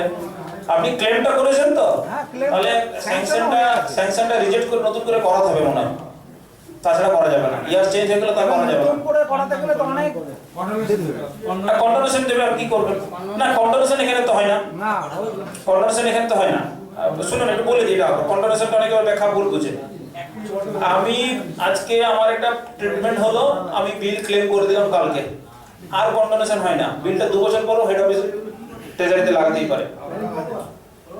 কন্ডোনেশনটা আমার ক্ষেত্রে আমি কবে ক্লেমটা করেছি, আমি উইদিন স্টিপুলেটেড টাইমের মধ্যে যদি ক্লেম করে থাকি আর কন্ডোনেশনের কোনো প্রয়োজন নেই। তাহলে স্যার ওই বিলটা বুঝাতে পারলাম? Clear sir? তাহলে তো একবার এটা হেড অফিসের দায়িত্ব, হেড অফিস কেন করেনি এক্সপ্লেনেশন দেবে। আপনি ডিউ টাইমে, ডিউ টাইম মিন্স কখন? এখন কতদিনের মধ্যে ক্লেম করতে হয়? না স্যার, যেটা সব টাইমে হয়েছে এবং স্যাংশনটাও স্টেট থেকে একটা টাইমেই এসেছে। এটা টেকনিক্যাল গ্লিচেস। হ্যাঁ, একবার কল লগ করে দেখুন কি সমস্যাটা হচ্ছে। যদি না হয়ে থাকে তাহলে মনে হচ্ছে স্যাংশনটাকে চেঞ্জ করা হবে, ঠিক আছে? তারপরেও যদি অসুবিধা হয় ধ্রুবজ্যোতিবাবুকে কেসটা দেবেন, আমি কথা বলে দেবো, ঠিক আছে? স্যার এটা বলছি কি একজন এমপ্লয়ি তার স্ত্রী মারা যায়, সিআরসি থেকে অ্যাপ্রুভালটা হয়ে এসেছে, ওকে। কিন্তু যখন বিলটা আমরা জেনারেট করতে যাই, বিলটা করতে যাচ্ছি, তখন কি দেখাচ্ছে যে যিনি মারা গেছেন তার নামটাই ওখান থেকে পুরো ডিলেট হয়ে গেছে, মানে নামটা তো দেখাচ্ছে না ওখানে। আচ্ছা, এখন এইটা কি হবে? টেকনিক্যালি বিষয়টা আমরা লক করে আমরা হেলথ ডিপার্টমেন্টকে চিঠিও করেছি, ভেরি রিসেন্ট ক্যান্সারে মারা গেছে, পুরো অ্যাপ্রুভাল হচ্ছে হেলথ ডিপার্টমেন্ট থেকে, অনলাইনে জেনারেট হয়েছে, আমি স্যাংশন অর্ডারও জেনারেট করে দিয়েছি। ওকে। বিলটা যখন করতে যাচ্ছি তখন সেই যে বেনিফিশিয়ারি তার যে স্ত্রী মারা গেছে সেইটাও নামটা দেখাচ্ছে না বলে বিলটা অলরেডি জেনারেট করে দিয়েছে। এই ফিনান্সিয়াল কেস, হ্যাঁ এই ফিনান্সিয়াল এই ফিনান্সিয়ালি রিসেন্ট কেস এখন অ্যাক্টিভ আছে, মানে এই ভেরি রিসেন্ট স্যাংশন হয়ে এসেছে সিএসআরসি থেকে। কিন্তু এইটা স্যার আমরা চিঠিও করেছি, মঙ্গলবার ফোন করবেন, আমি বলে দেবো। কপিটা ফরওয়ার্ডিং লেটার এবং ডিটেলসটা আপনাকে হোয়াটসঅ্যাপ করে দেবেন, আমাকে মঙ্গলবার ফোন করবেন, আমি একজনের সঙ্গে কথা বলিয়ে দেবো। এবং ওয়ান টাইম এক্সারসাইজ, মানে ফোন করবেন, কাজ হয়ে যাবে, নাম্বার টু বি ডিলিটেড, ঠিক আছে? ঠিক আছে, করে দেবো, এটা অসুবিধা নেই, ঠিক আছে?